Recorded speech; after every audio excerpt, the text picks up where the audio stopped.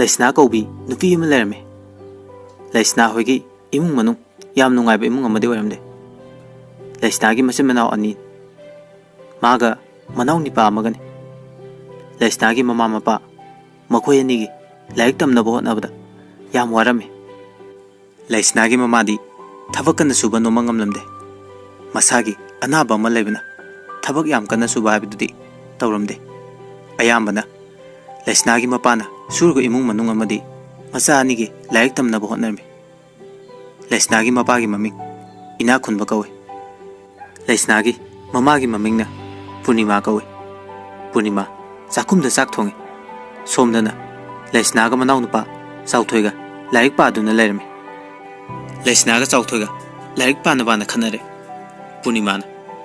Nakoi Nibu, like Padrabo, Langagale Dubo, School set Pagi, Matamirani, Losinabatoro, Tingene. Laisna, Napadu in Konda Lermani, Kauruso, Tabak Setkani in Havani, Kauru, Aduga, Nakoi Niju, Uja Toro. Laisna Nakumi, Hoima Bungo, Nangi like Sir, Loshelo, Ai Babako Kige. Hoi Cheche South Toga Laisnaga, Yamnuxinerame. Hek Unarabasu, Adum Kane, Unadragasu, Koiko Koduna, Koitine. South Toga Laisnaga, Sahi Mangamuk Hanarame. Laisna, Masagi Sahi, Taratare, Aduka South Togina, Sahi Taramatoisure. Laisna, Class 10 Carme, South Toina, Class 4 Tamlame. South Toina. Ima, Karinjangno. Punimana. Oh, Yendem Kang Soine. As, how near? Borasuawine. Ima, I chatoge, Cham Lameva. I coco, Nasigan Apaga, Lakisanu. South Toina, Kogan Hogalapada, Mapasu, Masisusange. Inakunbana. Se, Sarzi, Aishu, Sayam Lame, Wasarga, Makoi Mari, Saksarame. South Toiga Mapagama. Laisnaga, Punimaga Masarame. South Toidi, Sak Lamanmana, Sak Late Kangdagay, Sak to Sarame. Punimadi, Masagi Matau doing Jerry. South Toine. Sak Laudruba Mama. Punimana. Sakara Hapirakese. Punimana, Sak to Hape. Aduga Hari. Saro, Nabukta Navasaro. Laisnana. Ima, Nangi Sakti. Punimana Kume. Imadi, Kayasaning Deda, no the Fazana Saro. Saputu Zuleuri. Aigiti, Asum Nairame. Laisna, Mamagi Mondo Kangi. Sak Leram Laruhaba. Laisnana. Ima, Aishu Kayasaning de, Sapude do, saying the Tamo. Aigi Sebani, Samina Saraga. Sak took Lubamatung. South Toga Laisnaga, Skunsat Navaloshalame. Laisna Hoina Tamliba, Skuldo, Karalabana, Pen the Salame. South Toina. Che, I told Mage, Imadagi, Kalala Naba, Pashalauki. Laisnana, Hoi, Bella Zunga Helamo, I should loidore. South Toina. Hoi Haraga Talker. South Toina. Ima, I Kalam the Lege, Lupatra Tangpi. Punimana. Ihe, Imadi, Pashamta Latine. Haying Lebe Aridro Nangi Dubo. South Toina Come. Hoima, Yani. Hayang Wina Lerege. Hayang di, Sweden the Levu Goima. Punimana. Hoi, Hayang do, Suso Sweden the Lerege. Tanja Duda, School Tanaba, Skungi Bella.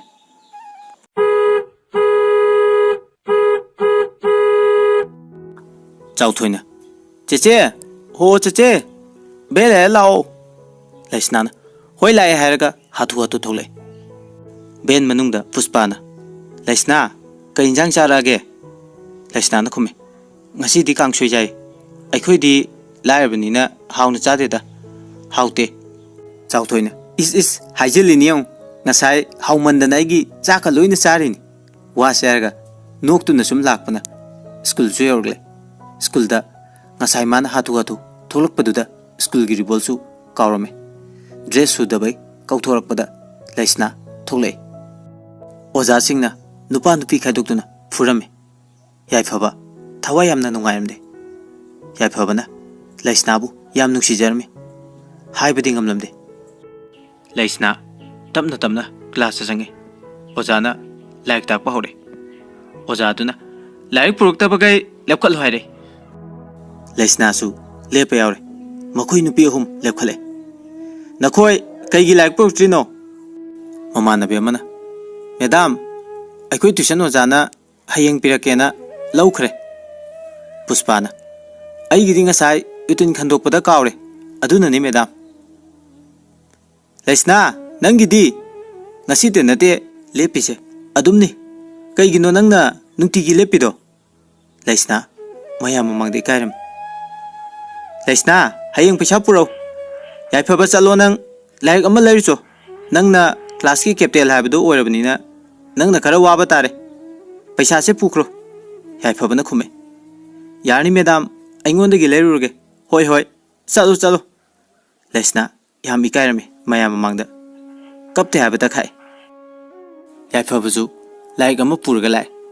Madam दुना चलो Lesana the पिरुचो Lesana की मनाक चंगक दुना like तो पिरे Lesana इकाइना thanks higher का फंगखि असुमना class तो मथंग मथंग लोइखरे school सुदी थारे याइ फबा थोलप उबदा Lesana Ben मनुंगदा ससत तोंखतकि याइ फबा Lesana हाइपेट येंगलमगा चतखिरम Lesana वखल नुंगाइता नुंगाइता मयुमदे you're लेसनागी मतौदो उबदा mama पूर्णिमाना कैदौरगे इचाबो लेसनाना इमा अईगी लाइक अवातपदो ngasi इमानबा मना पैसा पिदुना लेबी अयामी काइजे इमा दो हयेंदी पैसा दो पिथोकिनब तौसिको होय होय होरेंदी नपासु पैसा फंगलकनी चलो फिरोंदो होंदो उलो इमाना इंसांग थारिबसे खरा मतिंग पांगु लेसनासु हो इमा हायरगा इमुंग दे चंगी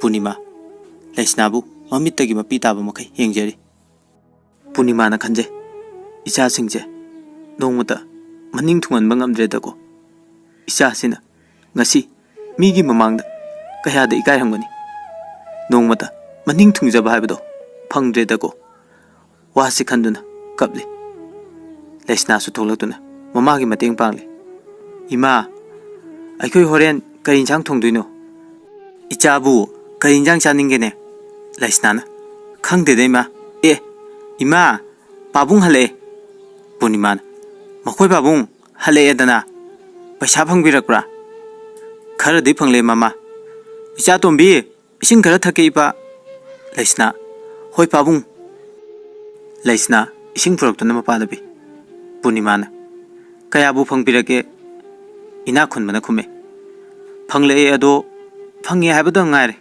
मीगी पिथोकिबदा लेमद्रेने 2,250 सिना दुकान की पोछोटपगी खरदो सिंगदोक्रो हाइनरिङै तन्जादुदा चावबा लाइ इना खुनमना खुरा सोमदा फमजे चावबन हाइरे आई फंबा लाकबा नते आइगी सेलदो करम मतमदा पीगे हाबनो पनाम यामसु नते 2,50 खक्तनी सिंगनिङाइ लेट्रदी इंखोल मसेट अमा पीरो अदुसु नंगनि यानिंगदे खंगदे खंगदे आइदी लाक्लिबा तांग तारासिदा आइगी मथोइगे मरेक्वा लोइना पिथोरो आई चलगे सोइबा यादेको चावबा सि हारमलगा थोखरे चावबा हेक थोखिबगा सनाथोय फिंगने चंगले सनाथोयने ओइ ताव आइसु हंतक्ति सेल खरा चिल्ले नंगन पुखिबा लुपा 2,000 दो पिरो नंग ngasi पैसा फंगेना ताबदगे आइसु लाइन इना खनमना इताव आई मथंग पीरगे सावरनु सनाथोने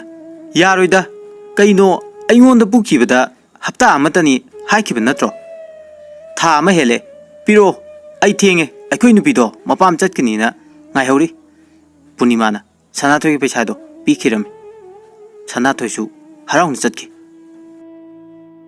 पूर्णिमाना हयेंदी लेसनागी लाइक लेबगी पैसासु पीदबा यारो दुकान गिसु इबेमा नंगिदुना कयानो इमा लुपा सामलीनी होय चलो चलो इमुंगी थबा खरा लोसिलम ननाव पादुसु सानबा चटखिबनी वारमलानी कौशिनबिरमु इमा दुकान फाउता चलुखिगे कुइरकलोय हारमलगा पूर्णिमा थोकी मपासु इमुंगदा चंखरे लेसना वाखल याम नुंगाइतना मांगोलदा खदांग मेतुना कप्तुना ले मागना खले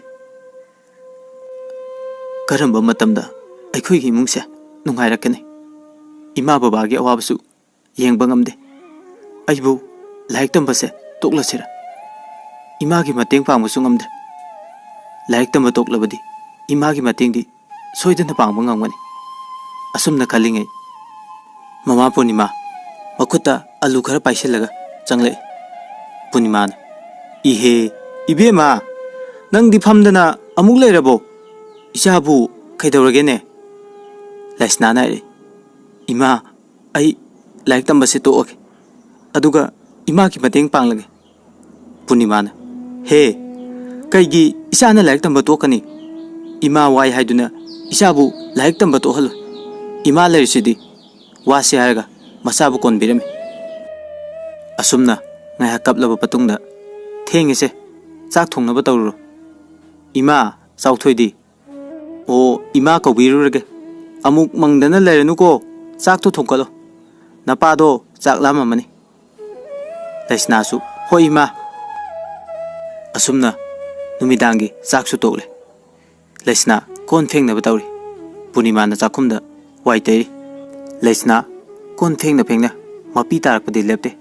Kon do phengduna atuma kaple. Mahakna puningda ningje. He Isor nangbo aikoigi awabase karisu udrabra. Nasagi awabase amuktati kohanbiyu. Nasa yamna ware. Purnima na kari amuk tawre se kondo ima phengpirege chatlo potha jarur. Laisna karisu airamdana makhut ado hamdoktuna magi karamda changki. Purnima machagi awaba khangdabadi nate khanglibani. Laisna ngasidi larik padre phamungda hiptuna mama mapagi awaba singdo khanduna leri. Chauthoidi tumlaga lerme. Laisna ga chauthoiga tuminne. Laisna chauthoide hinglaga khayada nungaina tumlibano. Nangdi angang oiribani karisu khangjaba nate do. Laisna ahingdo tumthaba yadana leri. Ahingi pung 12 makai tarakle. Laisna kapna kapna adumak tumthakirame.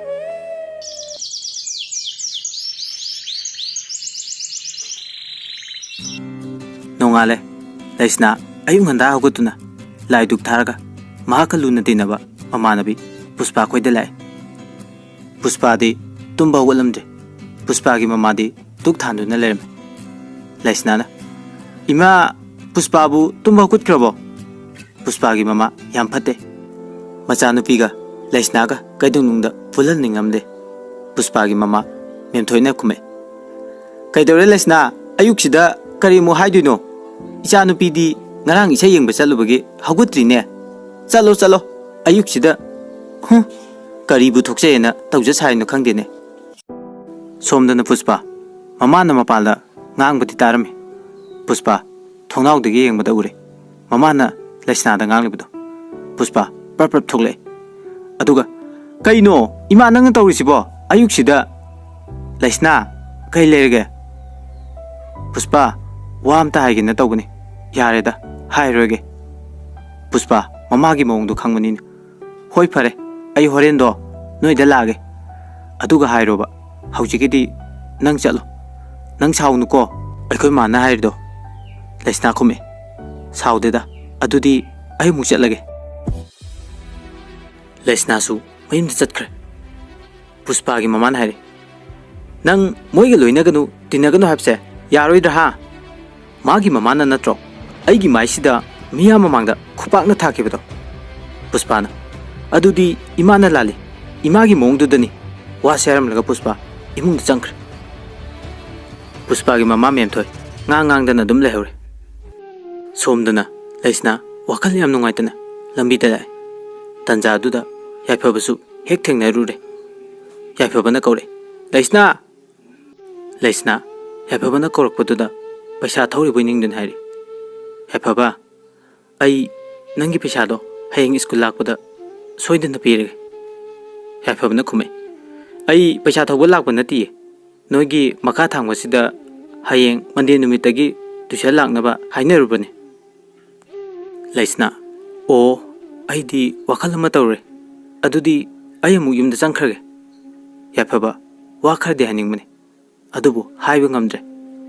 Laisna gi matawduda ꯌꯥꯏꯐꯕꯗꯣ ꯒꯥꯔꯤ ꯑꯃ ꯊꯧꯗꯨꯅ ꯂꯥꯛꯄꯅꯤ ꯌꯥꯏꯐꯕꯗꯤ ꯂꯩꯁꯅꯥꯒꯤ ꯈꯨꯜꯗꯒꯤ ꯈꯔ ꯂꯥꯞꯄꯦ ꯂꯩꯁꯅꯥ ꯁꯨꯝ ꯂꯥꯛꯄꯅ ꯃꯌꯨꯝ ꯌꯧꯔꯛꯂꯦ ꯃꯃꯥꯅ ꯀꯗꯥꯏꯗ ꯆꯠꯂꯨꯒꯦ ꯅꯪꯕꯣ ꯏꯃꯥ ꯑꯩ ꯄꯨꯁꯄꯥ ꯈꯣꯏꯗ ꯂꯥꯏꯔꯤꯛ ꯑꯃ ꯍꯪꯂꯨꯕꯅꯤ ꯄꯨꯔꯅꯤꯃꯥꯅ 이베마 푸스파디 이마주 ꯌꯥꯝ ꯅꯨꯡꯁꯤ ꯑꯗꯨꯕꯨ ꯃꯈꯣꯏ ꯃꯃꯥꯗꯨꯒꯤ ꯈꯜꯂꯨꯔꯒꯗꯤ ꯌꯥꯝ ꯁꯥꯎꯅꯤ ꯈꯪꯉꯤ ꯑꯩꯁꯨ ꯃꯆꯥꯅꯨꯄꯤꯒ ꯏꯆꯥꯒ ꯇꯤꯟꯅꯍꯟꯅꯤꯡꯗꯦ ꯍꯥꯏꯕꯁꯨ ꯐꯔꯦ ꯐꯔꯦ ꯁ꯭ꯀꯨꯜ ꯆꯠꯅꯕ ꯂꯣꯏꯁꯤꯜꯂꯨꯔꯣ ꯂꯩꯁꯅꯥ ꯁ꯭ꯀꯨꯜꯗꯤ ꯆꯠꯅꯤꯡꯗ꯭ꯔꯕꯅꯤ ꯑꯗꯨꯕु ꯃꯃꯥꯅ ꯁꯥꯎꯔꯅꯤ ꯈꯟꯕꯗꯤ ꯍꯣꯏ ꯍꯥꯏꯔꯦ ꯂꯩꯁꯅꯥ ꯁ꯭ꯀꯨꯜ ꯆꯠꯅꯕ ꯐꯤꯔꯣꯟ ꯁꯦꯠꯆꯜꯂꯦ ꯆꯥꯛ ꯇꯣꯛꯑꯒ ꯕꯦꯟ ꯂꯥꯛꯑꯦ ꯍꯥꯏꯗꯨꯅ ꯃꯅꯥꯎ ꯅꯨꯄꯥꯒ ꯃꯈꯣꯏꯅꯤ ꯊꯣꯛꯂꯛꯑꯦ ꯕꯦꯟ ꯗ꯭राꯏꯚꯔꯗꯨꯅ ꯂꯩꯁꯅꯥ ꯅꯣꯏ ꯃꯃꯥ ꯈꯣꯏ ꯂꯩꯍꯧꯕ꯭ꯔꯥ ꯂꯩꯁꯅꯥꯅ ꯍꯣꯏ ꯂꯩꯍꯧꯏ ꯀꯀꯥ ꯋꯥꯔꯤ ꯑꯃ ꯁꯥꯟꯅꯅꯤꯡꯕꯅꯤ ꯑꯗꯨ ꯊꯦꯡꯉꯦ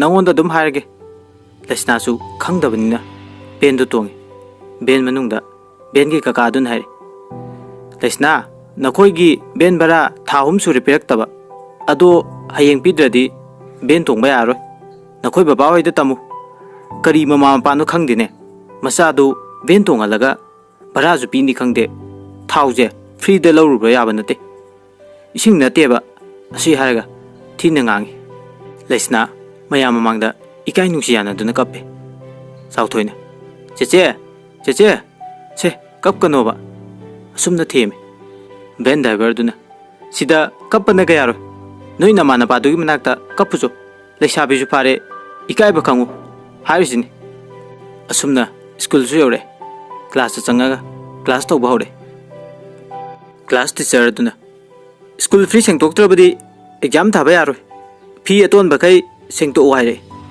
लैसना मथा अमगी मथक्ता मथा अमा मुहाबले लैसनाना याफबा लाकप्रा हायना येंगले याफबदी लाअमद्रे लैसना मसीसु लाइकी पैसा पुरक्ते याफबा लाक्तबदुदा वखल खरदि पथाजे असुमना क्लास तो मथंग मथंग लोइख्रे सुथी थारे मयुम यौरगा ममादा तमे ओजाना हायरक्पा बेन ड्राइवरना हायरक्पा ममाना एग्जाम नंगनबा लोइना थिदोकनबा तौगे लैसनाना हायरे इमा अदो आई लाइक तंबसे तोगे आइना मैट्रिक थादुइसिसु पैसा याम तिंगनी बोर्डिंग दसु लैयु हायरकनी आई तोगे इनाउ पासे मी होइनबा आइसु सेमगे इमा पूर्णिमा मचागी वाहिदुदा कपजे मचाना हाइबदो यानिंगदा पूर्णिमासु यारे मथ्वाइनदी नुंगाइत्रिबनी इमुंग अदुदा लैरिबा फिबमदुदा मासु याकिबनी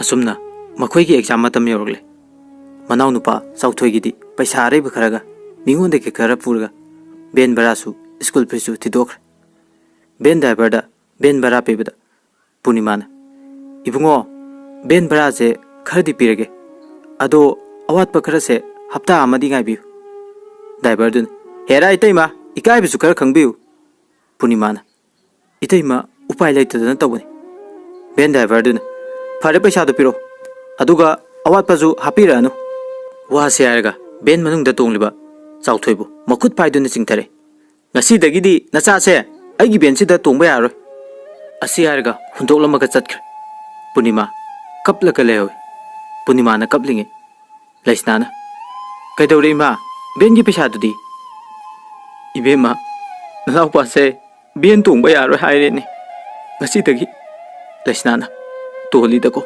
आइकोइकी पुंसिजे इमा ngasi एग्जाम ने चाउथोइदी एग्जाम थादबदी यारोय चाउथोइसु कपलगा चेचे आइसु लाइक तंबा तोगे चेचे स्कूल चलतबसे आइसु नुंगाइते लैसनाना साइकल अमा वाइरुगा चाउथोइबु एग्जाम थिनबिरे लैसना कपना साइकल अदो कन्ना थौरे मनाउपाबु स्कूल दा थिलै लैसनाना खरा लामना मनाउपाबु संगदुना लै लैसनाना चाउथोइदा बुंगो नंग एग्जाम लोरगा थोकलौको चेचे सिदंग हायरमगे चाउथोइसु होय चेचे वासे हायरमलगा मचेदा मखुद हायरमलगा स्कूल दा चंख्र लैसना मागा खंगनबा तिन्नबा मीना उखिद्रा हायदुना यामना वजै मा स्कूल कारक्तबा नुमि 3 नि सुरले सोमदना याफबना खले लैसना दुबु अनाये का यावरजाल हंदक्ति उखिदबसु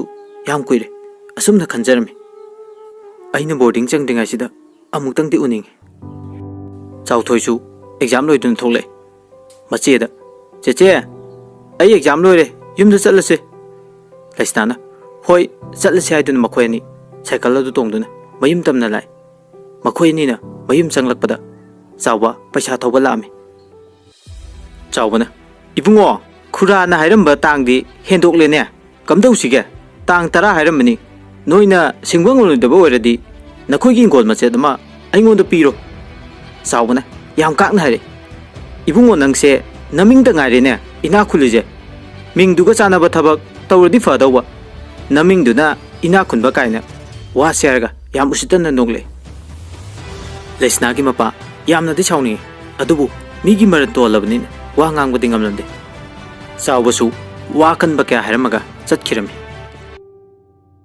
lesna mupanu babu mafi maron hongdo anduna chaising pijarami chawthoi laik pahalam laga lesna ising sokloge haiduna thongal da thogle yai phaba dukan amadagi pot leiduna onthorakpada lesna bu ure yai phaba lesna gi manak change lesna tumine yai phaba bu yeng yai phaba na lesna ubada yam kuire school laktabuju kaidorage nasaga ngamdrabo mi boarding da changna ba hornin hai mathang tha dagi lesna na yai phaba ai nang ubada yam ikaire nangi paisa do ai piba ngamde yai phaba na lesna nang paisa du dai ai adugi kemta khande kuire nang kamta thengnage na khalakba ngasi di thengnare nangonda wa kharadi haining mane lesna na hairo kaino yai phaba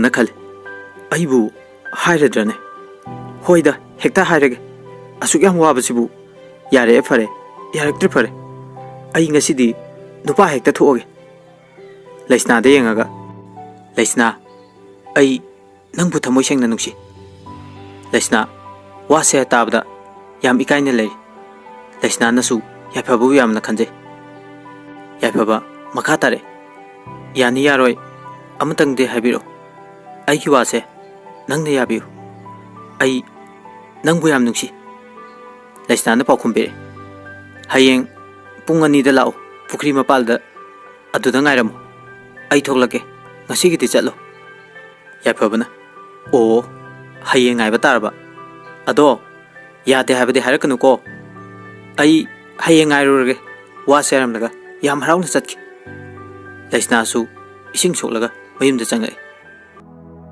lesna gi mapa layau toduna yam kana narami lesna na cha khara pusilaga mapabu pitak na bonari mama punimana chak thongli lesna gi mapa ina khonbana chauthoi di laik bari dana lesna na hoi pabung pari ado pabung hakchang dubu khara nungairabra ina khonbana khara di nungaire ipa na ba yade isa sing ningba thungan kini haiduna kable lesna na pabung kapkanu kai hi kaplino se phajana potharo hakchang du soklani wa serga mapabu pothale lesna na punima ge manak change atuga ima ai ngasidi chak chaningde koksu yamna ji ai tumlurage wa seram laga magi kada tumba changle lesna na haima bungo nangdi tumlabro se hagulo se ima na chak lo horobani sauthoi haugat haiba yadre tumninge haiduna mama na hawdokpadasu haugat lo yadre punima na phare tumjarasanu chak khitangdi charga tumladi fadawni hayeng ayuk chara wala lo hairam laga mama ju thokre somdana lesna yaiphabagi wado yasira yarosira khalame yaifababu nungsiba habado kobunina yarga haina khalle lesna su wabaga kaiga adum tumthakirame nakalamadana yaifaba lining he sorry bungo hayengje yade dadi habi halakanu ko asum na iduna le mathanda sunoi phare hayengse nongan ba ngai ba haiduni asum na masu tumthakirame nongale Laisnana Chauthoibu ngarang chakidabdo makoini haudoktuna punna chara waminner chaba loirga kon phenglingaida mamanabi Puspa lami Laisnana haima nang lairo kai lergi Puspa nang nahal laambado adugi lakpani daisu aisu dum kautho ure la ka harga ado kaigino nangna nga lamido Laisnana khume kaisu leitida nakhoi mana phanek loningai sa laibdo aisu kara longi haike tawbunida e adugi ore nangbu haibrane Laisnana khume haye Puspana fare dudi hore lauko aikhoida phanek lawba ado ai sak thongduini ai chatlage wa seram laga Puspa satkra Laisna wakal khara di nungaije ngasidi mamagi mateng khada uresu panglani khanbada aduga mahak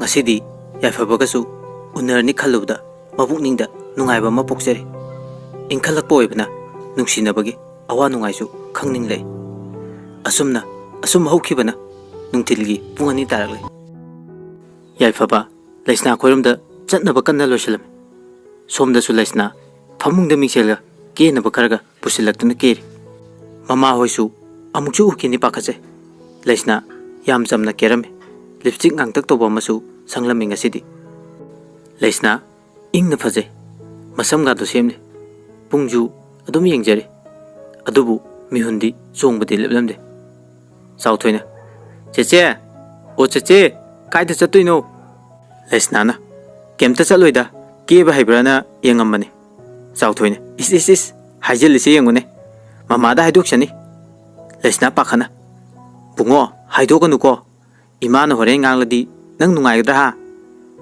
Chauthoina hairui ado cheche ai ngakta sanaruge mamaju leite mama halaktingaida changauko cheche ai sanaba chatle wa seram laga sanaba chatkre Laisna tapna thongalomda thoglakpa hore sum lakpada ure yaifabana leptuna makpu ngaiduna lebdo somda yaifabana su ure Laisna na lakpado yaifaba masam gado haipet semi Laisna yaifabagi manakta yorole Laisna na kayam kuirige lakpa yaifabana khume kuireda ado asida phamnusi asumaiduna makhoini mafam amada punna phaminari yaifabana Laisna ngasidi nangse yam phaje Laisna khangauda nari ngasidi nanga unarni na nangi nuksibado yarge khana kethare ni yaifaba ha kari haibu jigdo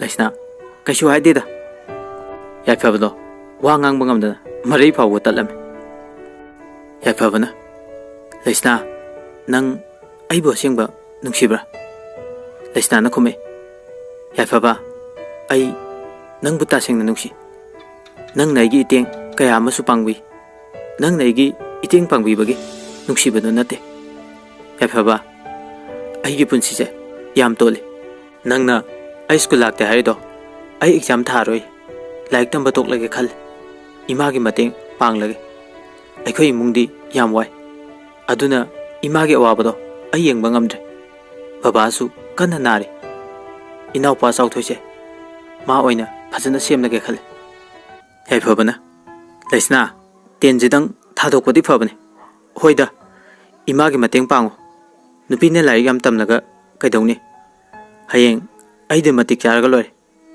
aina nangbudi yam luna tawgani nangi mitagi napi daloi nangi damak ai siba phawba ngamgani Laisna khangaudana mapi tare aduga pena kapthore nahan kai matham oida omduna thamlambado ngasidi pena kapje awaba kayasu ningsingduna yaifabana Laisna gi mapido taithokpiri Laisna yaifababu nungsina yengje yaifaba nang aibu thadokpiganuko aisu nang yaudana hingba ngamdau mandi wase aiduna yaifababu konduna kaple yaifaba ngasi Laisna gi mawongtuda Laisna bu amuke hena nungsire yaifabana Laisna nang ngausinaganuko aigidamuk lepiyu ai nang yaudana hingba ngamloi wase araga yaifabasu kaplai matamdi khangaude adum hauki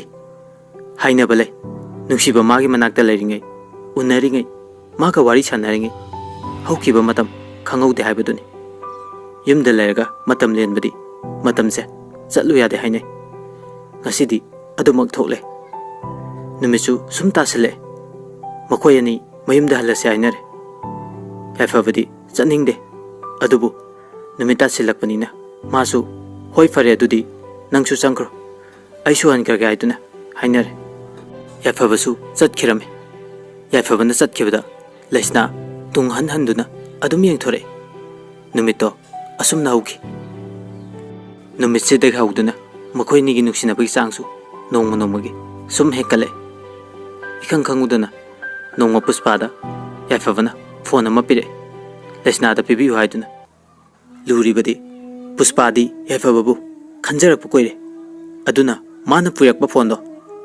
adum pi khidre somdana yaifaba exam thabagi boarding da changki ga dawre mana boarding da changdringe wari kharadi sananingi unaningi adubu phone pidrabanina paudi phawna bangamlamde laisna na khal kaino hantaksi I pawam ta harakte somdana yaifabana sukhale laisna nang na tawrije karino aina phone pigibsu phone tawrakte pawamadi harakpa yai mabu atopa nupa khangna kharpajala khangdreda nupi gi bukchelse aina boarding changdringai sida puspa ga thengnaraga pawamadi khangdokke asumna khankhre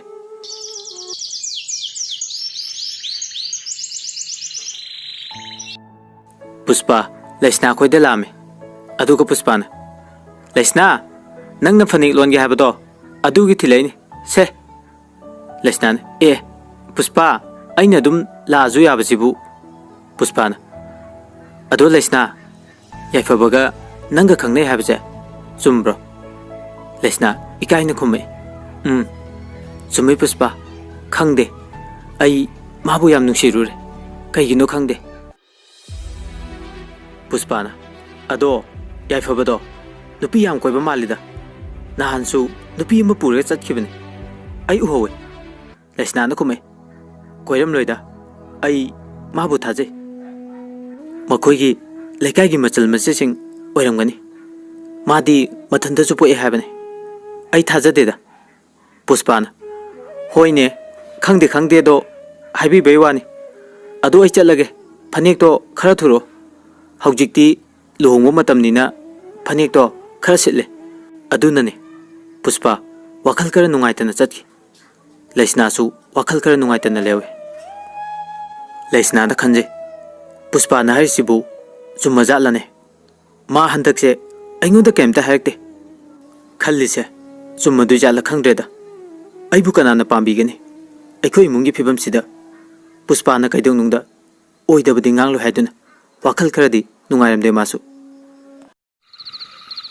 mopa nupa chauthoina cheche ai hakchang yam nungaiti koksu yam ngawe sa khitang thakke laisnana hoi lolake baba gi chu yauna pothar mu chalo cheche purage laisna sa kan lole matha amagi mathakta matha amamu magi laibakse kaya da ton khrabna ikhanduna mathanda kapse purnima su changle aduga ibema hore nungdangi singbu leiribrane laisnana khangde ai kharadi leramgadaba male ado ima chauthoije masa khara gamde na hai baba su naraga lere khura chawgi paisa duna kamai tawdino purnimana tapna khumne khangdre bema ima su gyan tadre upai lete ingkhol maset ama yolaga natradi upai letre imana thabakanna subangamdana suni habesu lete sekonda khara khara sat pasinadi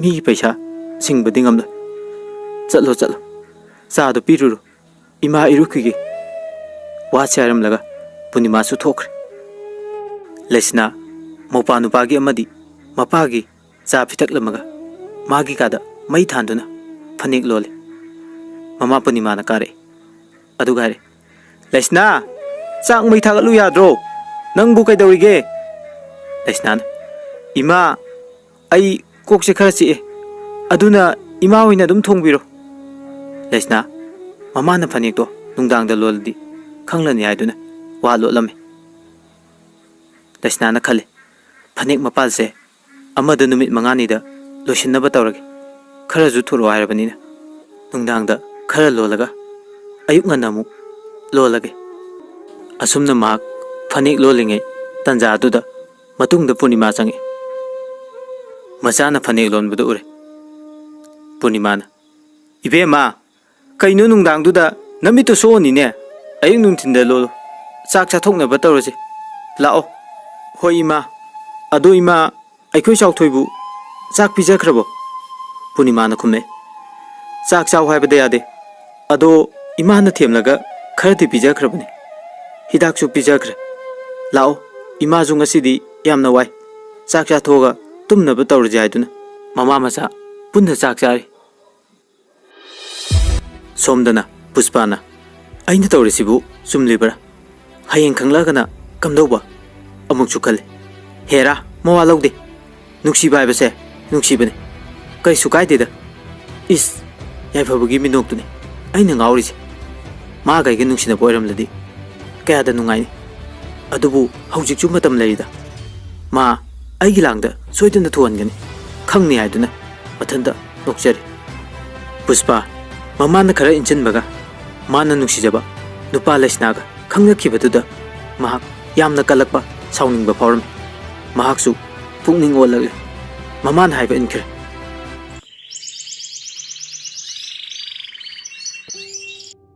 ꯂꯩꯁꯅꯥ ꯅꯨꯄꯤ ꯃꯆꯥ ꯑꯃ ꯑꯣꯏꯕꯒꯤ ꯑꯌꯨꯛ ꯉꯟꯇꯥ ꯍꯧꯒꯠꯇꯨꯅ ꯊꯕꯛ ꯏꯟꯈꯥꯡ ꯇꯧꯔꯝꯃꯤ, ꯑꯗꯨꯒ ꯐꯅꯦꯛ ꯑꯗꯣ ꯂꯣꯟꯕꯁꯨ ꯍꯧꯔꯝꯃꯤ꯫ ꯄꯨꯁꯄꯥꯒꯤ ꯃꯃꯥ ꯋꯥꯀꯤꯡ ꯂꯥꯛꯄꯗ ꯂꯩꯁꯅꯥꯅ ꯐꯅꯦꯛ ꯂꯣꯟꯗꯨꯅ ꯃꯥꯡꯒꯣꯟꯗ ꯂꯩꯕꯗꯨ ꯎꯔꯦ꯫ ꯃꯍꯥꯛꯅ ꯈꯜꯂꯤ, ꯃꯤꯒꯤ ꯃꯆꯥꯗꯤ ꯀꯌꯥꯗ ꯊꯕꯛ ꯐꯈ꯭ꯔꯕꯅꯣ, ꯑꯩꯈꯣꯏꯒꯤꯅ ꯍꯧꯖꯤꯛ ꯐꯥꯎꯕ ꯇꯨꯝꯕ ꯍꯧꯒꯠꯂꯝꯈꯤꯔꯣꯏ꯫ ꯋꯥꯁꯤ ꯈꯜꯂꯒ ꯁꯥꯎꯅ ꯂꯩꯁꯅꯥꯗ ꯄꯩꯅ ꯌꯦꯡꯂꯝꯃꯒ ꯆꯠꯈꯤ꯫ ꯃꯌꯨꯝ ꯍꯦꯛ ꯌꯧꯕꯒ ꯄꯨꯁꯄꯥꯕꯨ ꯍꯧꯗꯣꯛꯏ꯫ "ꯃꯤꯒꯤ ꯃꯆꯥꯗꯤ ꯉꯁꯥꯏꯅ ꯊꯕꯛꯀ ꯂꯣꯏꯅ ꯂꯣꯏꯍꯧꯔꯦ, ꯑꯗꯨꯒ ꯅꯪꯅ ꯍꯧꯖꯤꯛ ꯐꯥꯎꯕ ꯇꯨꯝꯂꯤꯅꯦꯕꯀꯣ? ꯃꯤꯒꯤ ꯃꯆꯥꯗꯤ ꯃꯃꯥꯒꯤ ꯃꯇꯦꯡꯁꯨ ꯌꯥꯝ ꯄꯥꯡꯉꯤ, ꯅꯪꯗꯤ ꯀꯗꯥꯏ?" ꯋꯥꯁꯤ ꯍꯥꯏꯗꯨꯅ ꯉꯥꯡꯗꯨꯅ ꯊꯣꯛꯈꯤ꯫ ꯄꯨꯁꯄꯥ ꯐꯃꯨꯡꯗꯒꯤ ꯐꯨꯛ ꯍꯧꯒꯠꯂꯒ ꯃꯃꯥꯒꯤ ꯃꯅꯥꯛꯇ ꯂꯥꯛꯑꯦ, ꯑꯗꯨꯒ ꯍꯥꯏꯔꯦ, "ꯏꯃꯥ, ꯅꯪꯁꯤꯃ ꯄꯉꯥꯡꯗ ꯍꯦꯛ ꯉꯥꯡꯂꯗꯅ ꯉꯔꯥꯡ ꯑꯍꯤꯡꯗꯣ ꯑꯩꯗꯤ ꯇꯨꯝꯍꯧꯗ꯭ꯔꯦ, ꯊꯋꯥꯏ ꯅꯨꯡꯉꯥꯏꯇꯗꯅ ꯅꯣꯡ ꯑꯗꯨꯝ ꯉꯥꯜꯂꯦ ꯇꯨꯝꯕꯗ, ꯑꯗꯨꯒꯤ ꯌꯥꯍꯧ ꯊꯦꯡꯉꯤꯅꯤ, ꯄꯉꯥꯡꯗ ꯍꯦꯛ ꯉꯥꯡꯂꯗꯅ ꯀꯩꯅꯣ ꯈꯪꯗꯦ." ꯄꯨꯁꯄꯥꯒꯤ ꯃꯃꯥ ꯃꯦꯝꯊꯣꯏꯅ ꯍꯥꯏꯔꯦ, "ꯏꯆꯥꯗꯤ ꯀꯩꯒꯤ ꯊꯋꯥꯏ ꯅꯨꯡꯉꯥꯏꯇ꯭ꯔꯤꯕ? ꯏꯃꯥꯅ ꯅꯪꯒꯤ ꯀꯔꯤ ꯅꯨꯡꯉꯥꯏꯇꯅꯕ ꯇꯧꯔꯗꯅ? ꯊꯕꯛꯁꯨ ꯃꯅꯥ ꯑꯝꯇ ꯌꯥꯎꯕꯁꯨ ꯅꯠꯇꯦ, ꯏꯕꯦꯝꯃ ꯅꯪ ꯃꯤ ꯑꯣꯏꯔꯔꯣꯏꯍꯦ, ꯀꯨꯆꯨꯃꯛꯅ ꯐꯖꯕꯅꯦ." ꯄꯨꯁꯄꯥꯅ, "ꯑꯗꯨꯗꯅꯦ, ꯑꯗꯨꯗ ꯂꯩꯔꯦꯕ ꯏꯃꯥ ꯑꯩꯅ ꯊꯋꯥꯏ ꯅꯨꯡꯉꯥꯏꯇꯕꯒꯤ ꯃꯔꯝꯁꯦ, ꯏꯃꯥ ꯑꯩꯁꯦ ꯀꯩꯒꯤ ꯊꯤꯅ ꯄꯣꯛꯄꯤꯔꯝꯃꯤꯅꯣ?" ꯋꯥꯁꯤ ꯍꯥꯏꯔꯒ ꯀꯞꯂꯛꯏ꯫ ꯃꯦꯝꯊꯣꯏꯅ ꯃꯆꯥꯕꯨ ꯊꯦꯝꯖꯤꯜꯂꯦ, "ꯀꯅꯥꯅ ꯏꯆꯥꯕꯨ ꯃꯁꯛ ꯊꯤ ꯍꯥꯏꯅꯣꯅꯦ? ꯏꯃꯥ ꯇꯧꯒꯦ, ꯃꯤꯗꯣ ꯍꯥꯏꯔꯛꯎ." ꯄꯨꯁꯄꯥꯅ ꯑꯃꯨꯛ, "ꯀꯅꯥꯝꯇꯅ ꯍꯥꯏꯗꯦ, ꯑꯗꯣ ꯏꯃꯥ ꯑꯩꯅ ꯈ꯭ꯋꯥꯏꯗꯒꯤ ꯅꯨꯡꯁꯤꯖꯕ ꯅꯨꯄꯥ ꯑꯃ ꯏꯅꯦ ꯄꯨꯔꯅꯤꯃꯥꯒꯤ ꯃꯆꯥꯅꯨꯄꯤ ꯂꯩꯁꯅꯥꯒ ꯀꯣꯏꯅꯈ꯭ꯔꯦ, ꯑꯗꯨꯒꯤ ꯊꯋꯥꯏ ꯅꯨꯡꯉꯥꯏꯇ꯭ꯔꯤꯅꯤ, ꯅꯨꯄꯥꯗꯣ ꯑꯩꯅ ꯌꯥꯝꯅ ꯄꯥꯝꯃꯤ."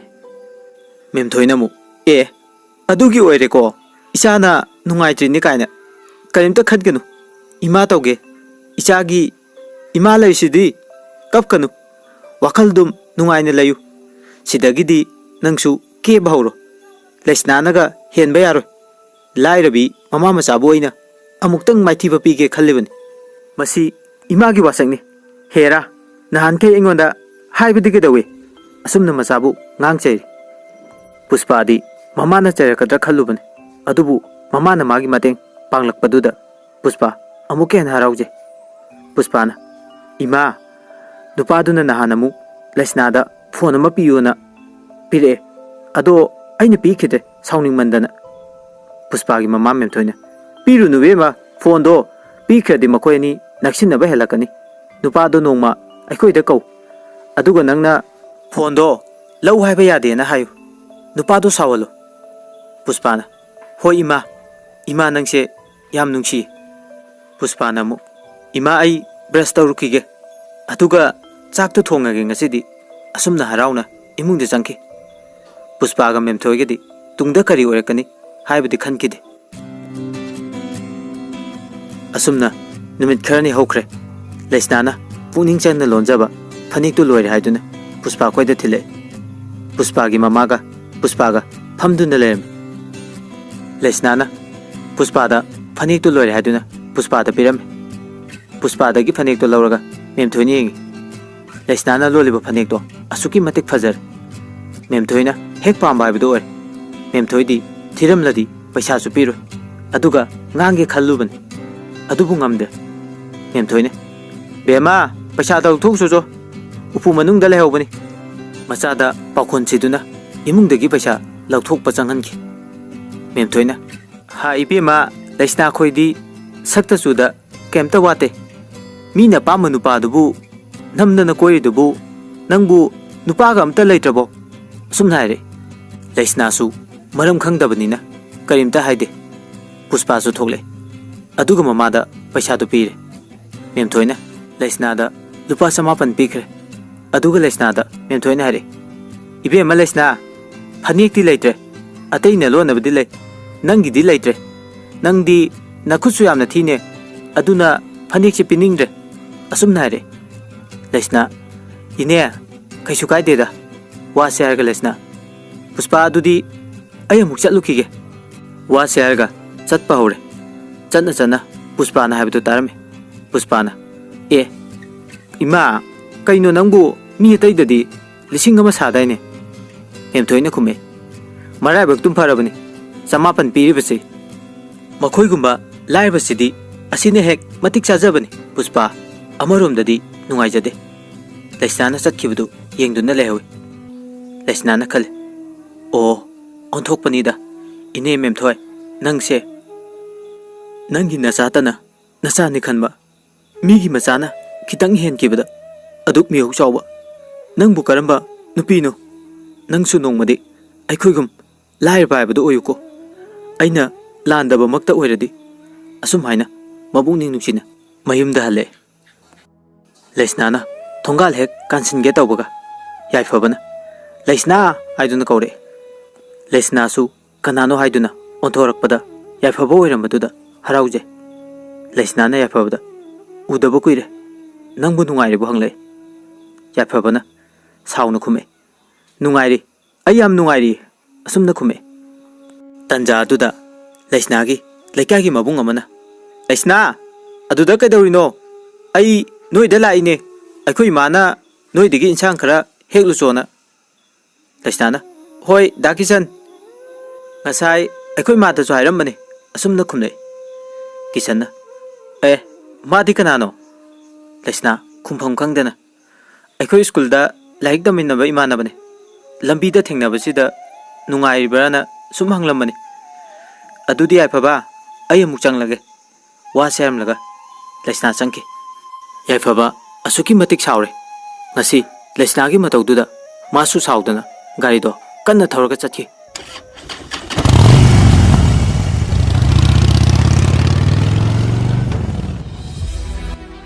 लेसना खंगे याइफबा नुंगाइरम लरो हाइबा किशन लेकागी मबुंग ओइबना मीना थीन हाइना किने मबुंग बचंगी ममांगदा उसिते हाइकिने हाइदुना तौखिबा ngaktani लेसना सु खंग याइफबना नुंगाइदना लेखिबदो मासु खंगलिबने उरिबने अदुगा अमरोमदना किशन लेसनाबु लेकागी मचलबसु लेसनाबु नुसिजरमे असुमना मकोइनी लेसना खोगी मयुमदा चंगमिनरे लेसना इमुंगदा चंखरे अदुगा इंसान खर पुथोक्तुना पिरमे किशनदी लेसनादा येंगदुना लैरि लेसनाना दा किशन अखोइ ममाना लौबा लाक्ट्रदि खर थिलुचोन हाइरमने अइदि काउरुरे किशनना कैसु कायदेदा नंग वानबने अदुदी अय अमुक चलगे लेसनाना होय अई थोंगान फाउ थिनतोके Lesana किशनबु थिनतोरे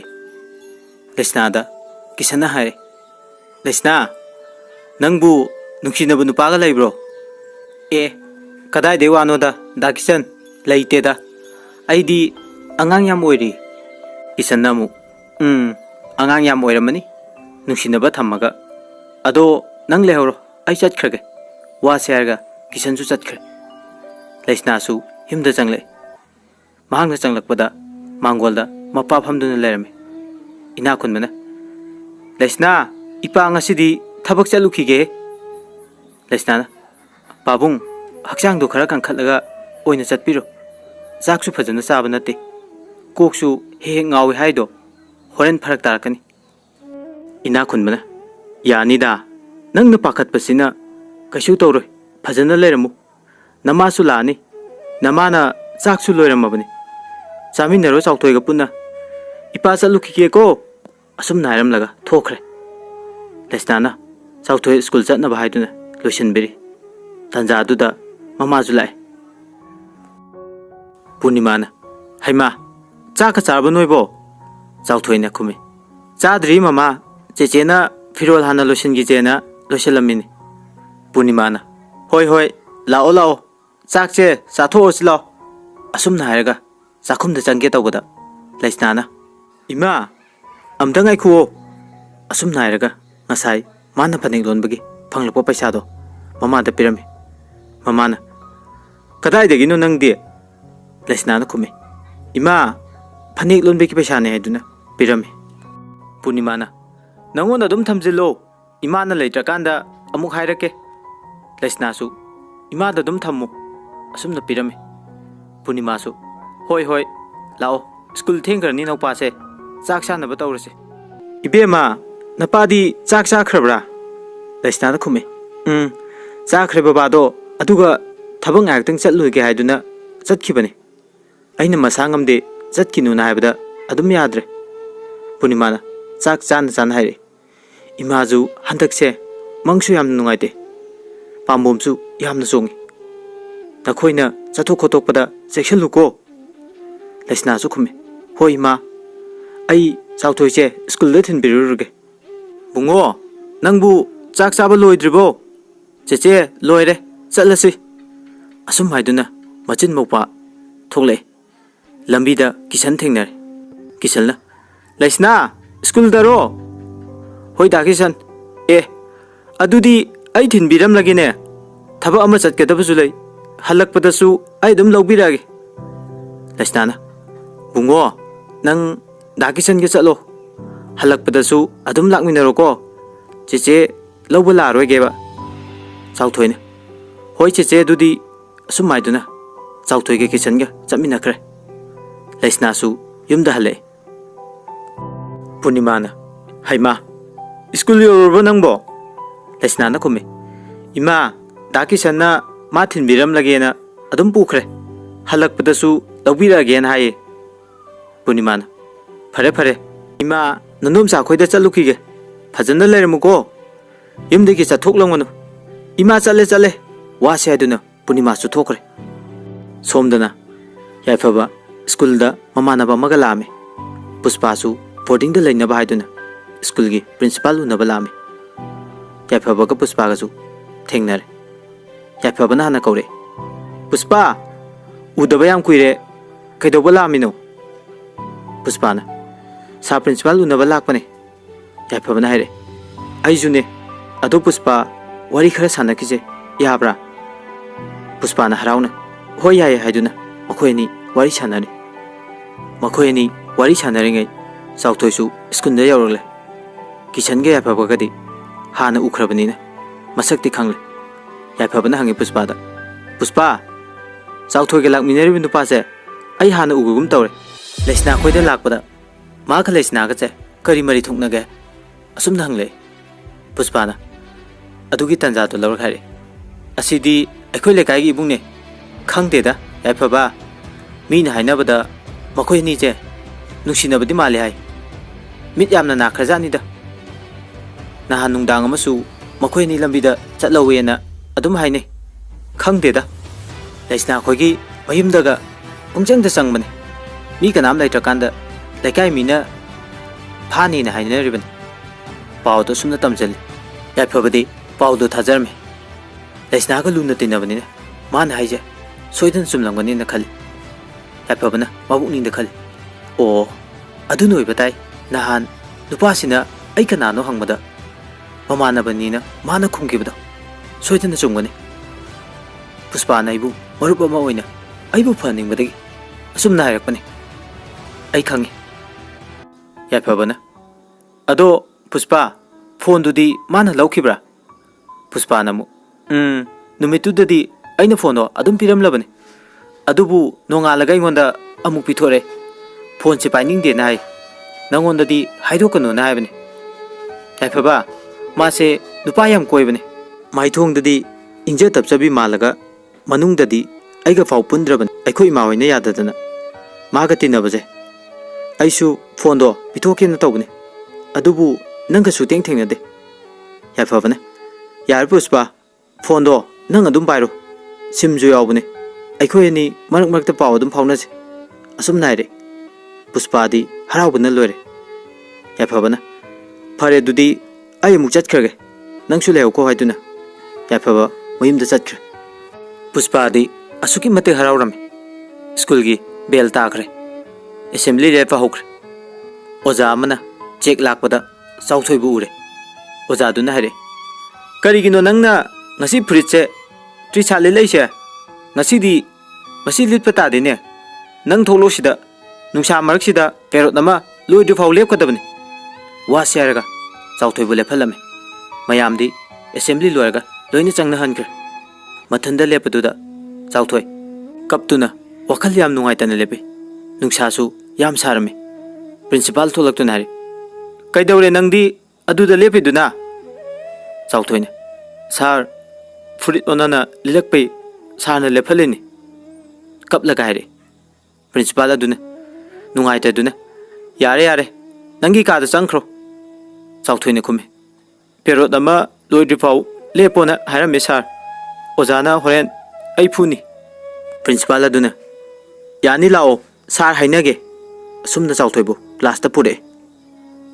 principal aduna hare kaino sar Michael angang asibu nungsa marak sida perot ama lepo aiduna thamle sibo hayenge torokanu haraga lore angang macha sibu nungsa sida yengba nungai bro minungsi amta pokpidrabo angang sida nangi na chawaram ladi sarbu nungai bigadro asumna principal aduna ngangle phare angang se ngayak potha sanu yam wana ju ure asum haiduna principal du chatkre sar Michael na sauthoi nang sa principal da kari pautam jele ha aingonda asukti na ngangal se nang sida law potha ba yaru sauthoi gi mokhoto tingtho halaga furame aina phu yaiduna principal da amuk tamba yaru kanamta da hek tamba da nang khato khadabane aram sauthoi yam kine tamlo haina kapse kaya da minungsi yaukhidraba ojano pigliba ngang atuda mana uliba matodo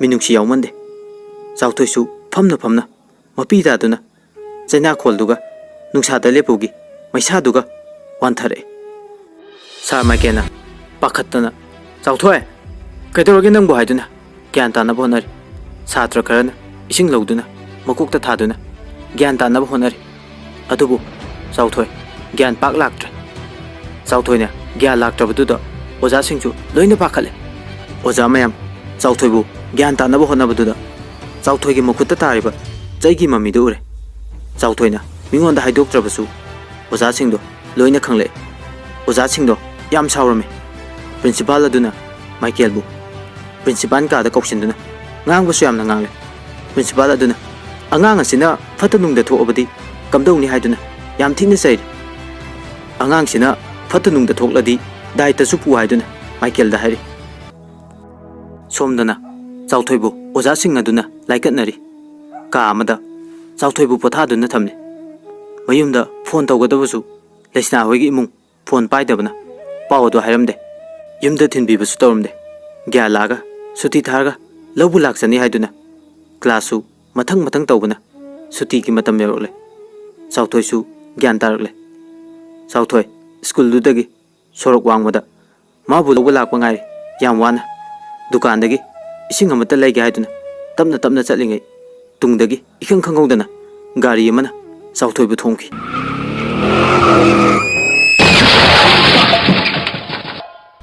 lambi duda leiramliba mi makai chansilaktuna gari tusu mayam changdana fare aduga sauthoi bu mayam changduna doctor da pukhatkre kisansu sauthoi bu lobu lakpada sauthoi gari amana thomlambadagi doctor da pukhrai aduna pau tamlakpadagi kisansu pakhatana sauthoi bu pukhiba doctor du da lai kisan na Puspa da phone tawre chawthoi do gari na thengduna doctor da lai haiba paw du tamle Lesna da khar haibu haiduna Puspa su pakhatana Lesna khoi da lai Lesna ga Punima ga phamlaga insang malame Puspa na prap lakduna Lesna da Lesna noi chawthoi do gari na thomdagi doctor da phukhat kre hai Punima ga Lesna ga ha kari haiba karamba doctor da ni haige Puspa na rims to ore male asumna Lesna ga Punima ga doctor da lai som da su chawthoi operation tawnaba doctor singna kanna honari Lesna hoi ju doctor da yor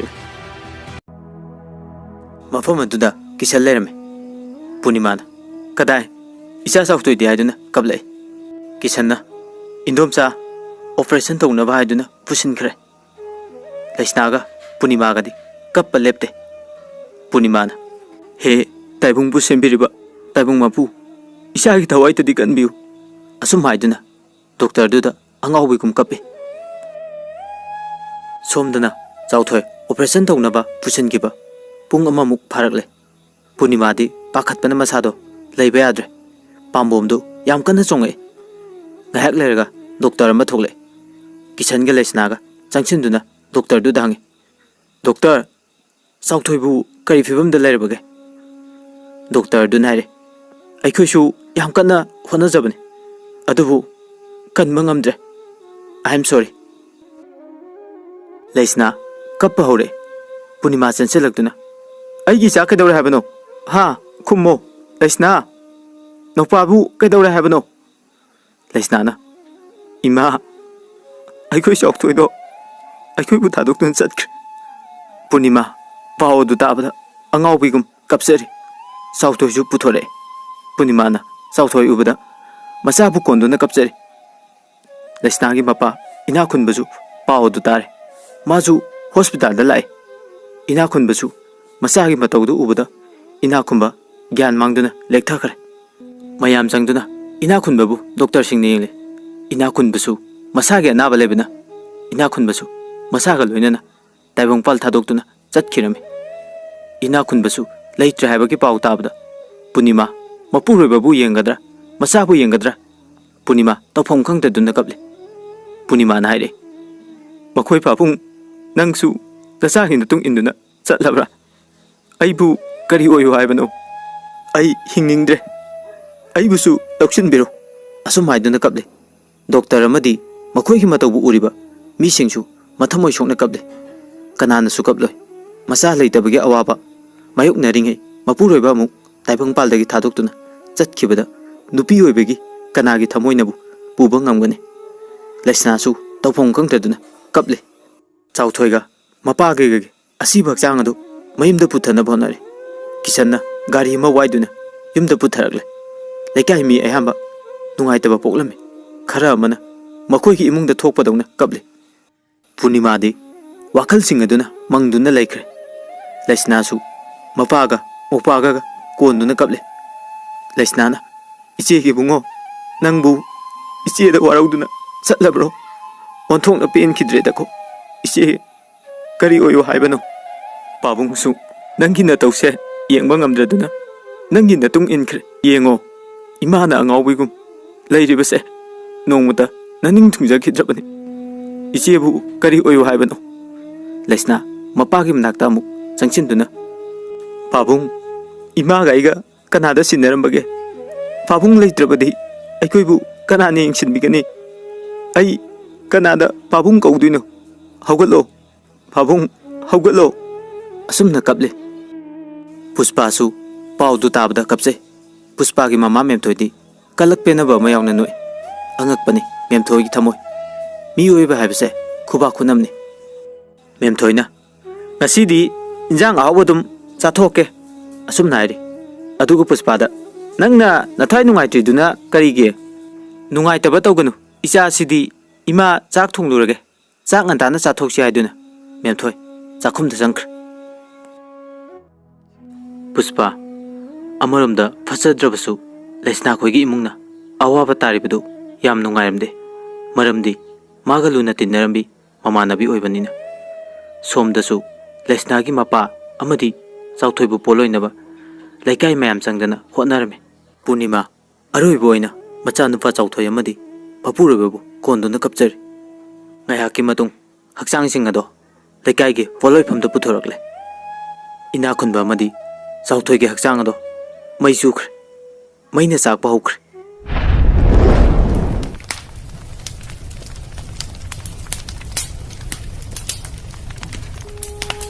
ꯄꯨꯔꯅꯤꯃꯥ ꯃꯄꯨꯔꯣꯏꯕꯒꯤ ꯊꯋꯥꯏ ꯌꯥꯎꯗ꯭ꯔꯕ ꯍꯛꯆꯥꯡꯅ ꯃꯩꯅ ꯆꯥꯛꯄ ꯍꯧꯔꯛꯄꯗ ꯀꯞꯇꯨꯅ ꯃꯌꯨꯝ ꯃꯥꯏꯀꯩ ꯄꯥꯡꯅ ꯆꯪꯉꯤ ꯃꯣꯏ ꯄꯥꯕꯨꯡ ꯅꯪꯅ ꯑꯩꯕꯨ ꯊꯥꯗꯣꯛꯇꯨꯅ ꯆꯠꯂꯤꯕ ꯀꯔꯤꯒꯤꯅꯣ 이마기 붕어 자우토이 능 나마부 와라우브라네 이자디 나닝수 퉁자기드라버니 이마기 붕어 자우토이 asumna kaptuna atai nupi singsu mayumda loina channakre poloibagi nupa taru tare lehauri nupa khaina hainarami onthokna nungai khidreda ko punimagi mama macha makoina karamna amuk lehauba nupa amanam haire tambanga manate mi haibase fakhrabani da taina khunbano asum haiduna sonari poloibasu adumak loikhre somdana puspa ga yafabagasu phone da wari sanarami puspana lesna khoida thokliba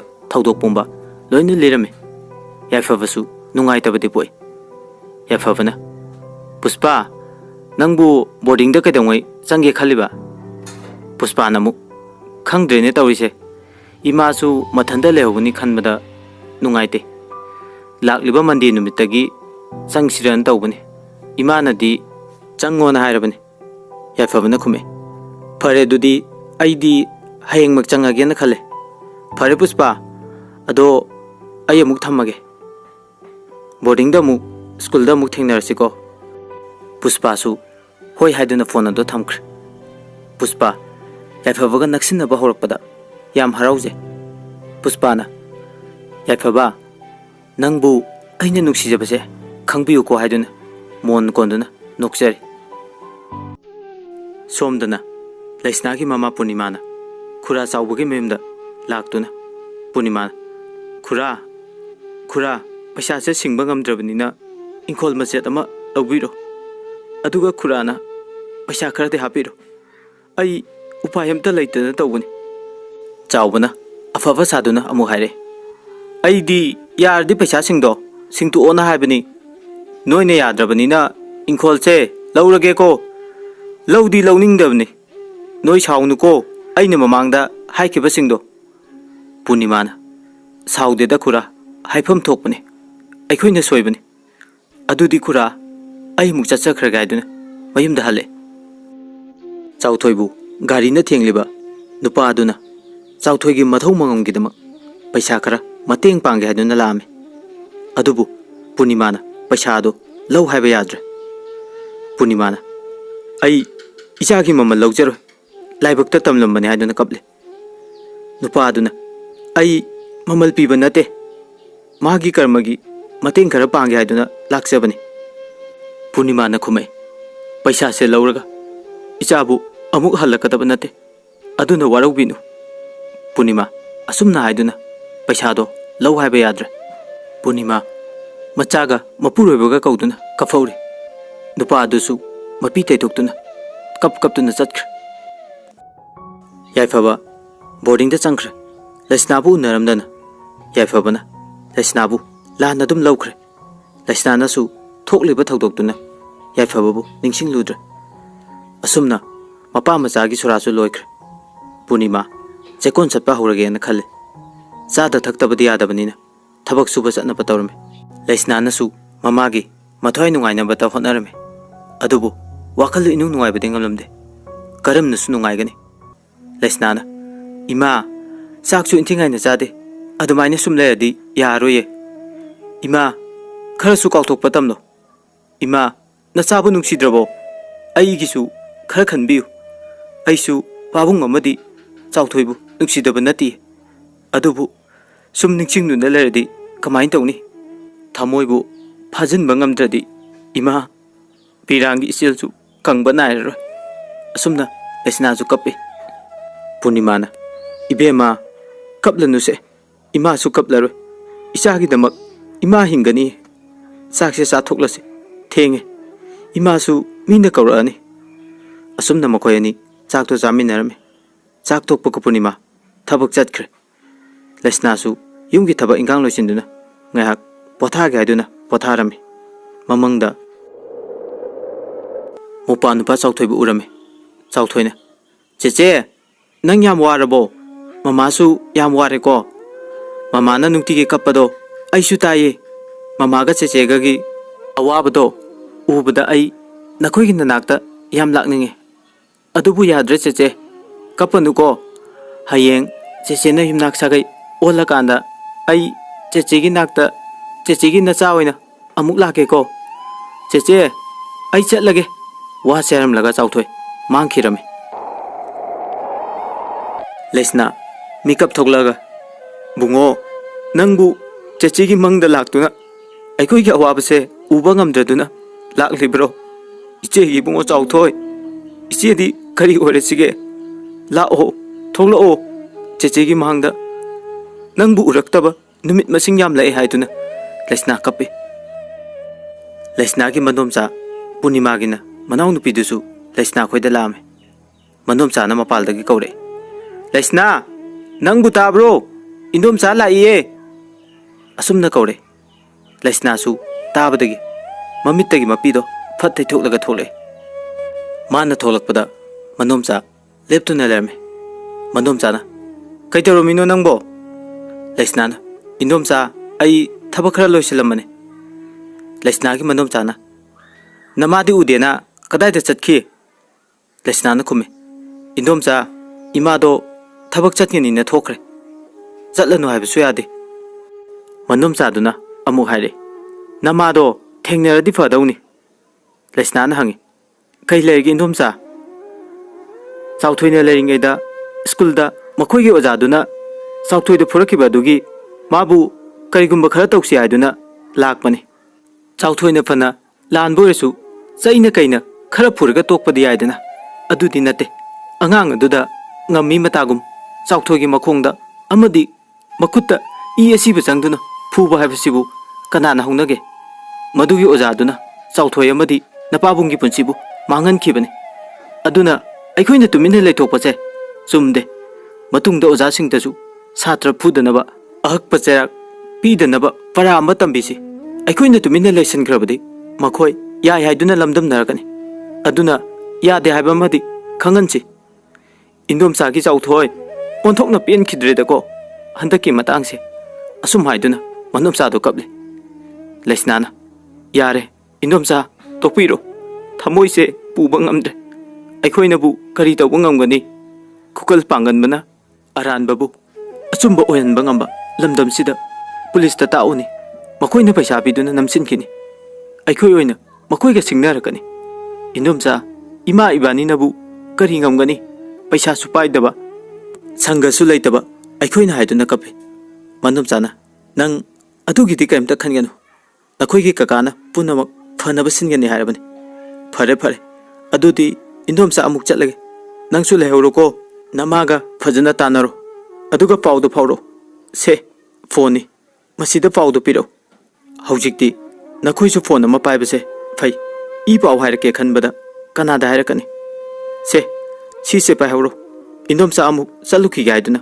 mandomcha chu chatkre somdana puspaga mama memthoiga machanupina boarding leibada sijinana ba posai khara bazadagi leiruduna awat payengme puspa na haire ima lesna hoigi chauthoi legidabdo moi school da chi thaduna case tawni na hai memthoine is tawgisu tawjadu moina bu kaidawduino nongmada chara ani pau chaba ngamdaba moina migi mamangda choplaga toksani haujiki matam sidi paisa gi jukni paisa na ngamdaba kaisu leite kanade hayengi phirolga loselujo puspa su hoi haiduna imungda changkhra asumna numitoma hokhirame mathangi numine nongale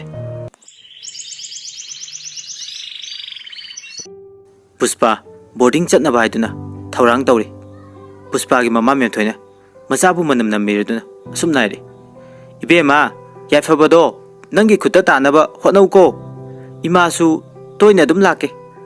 Angakpani memthoise masabu laik fajana pau ngausinaganu haiduna migi mama mapadi asum naine adubu memthoidi kadai Puspana ima ai chatluki gaiduna Puspa satkre somdana mu Lesnagi mama thabak chatlubadagi yumda halame mama na lakpada chak chana baiduna chak loردuna thamme Punimana ngasai chak phajana chadabaga chak lamena laabani phare chak to thiro ima phiro thongke ko Lesna su chak thiba lore mama su thogle makhoi ani punna chak chaminari ngarang mandup sana hair mawado tamjage khanbani adubu mama do kuire chak phajana charaktaba aduna chak charingi tamlabadi mama do chak cha roi khanbadagi chak toklaga tamlagena khale asumna chak su chaba toe kon phengba loردuna Lesna mama gi katha changle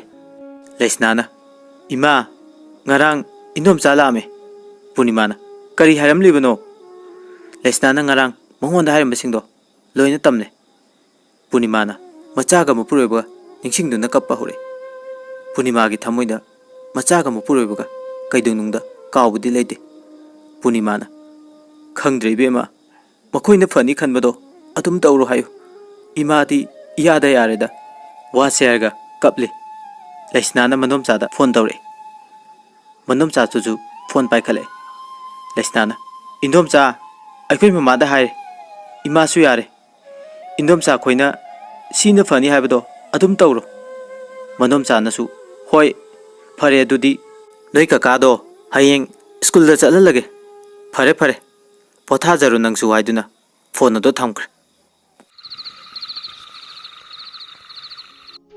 Lesna su mama bu tumalamaga masu tumba changle Lesna na wakal da khanje yai phaba nangse yam phatte aibu yam wahale aina kari lan khrage aiduna mapi tarakpadi lepte Lesna asumna ahingdoma tumthakirame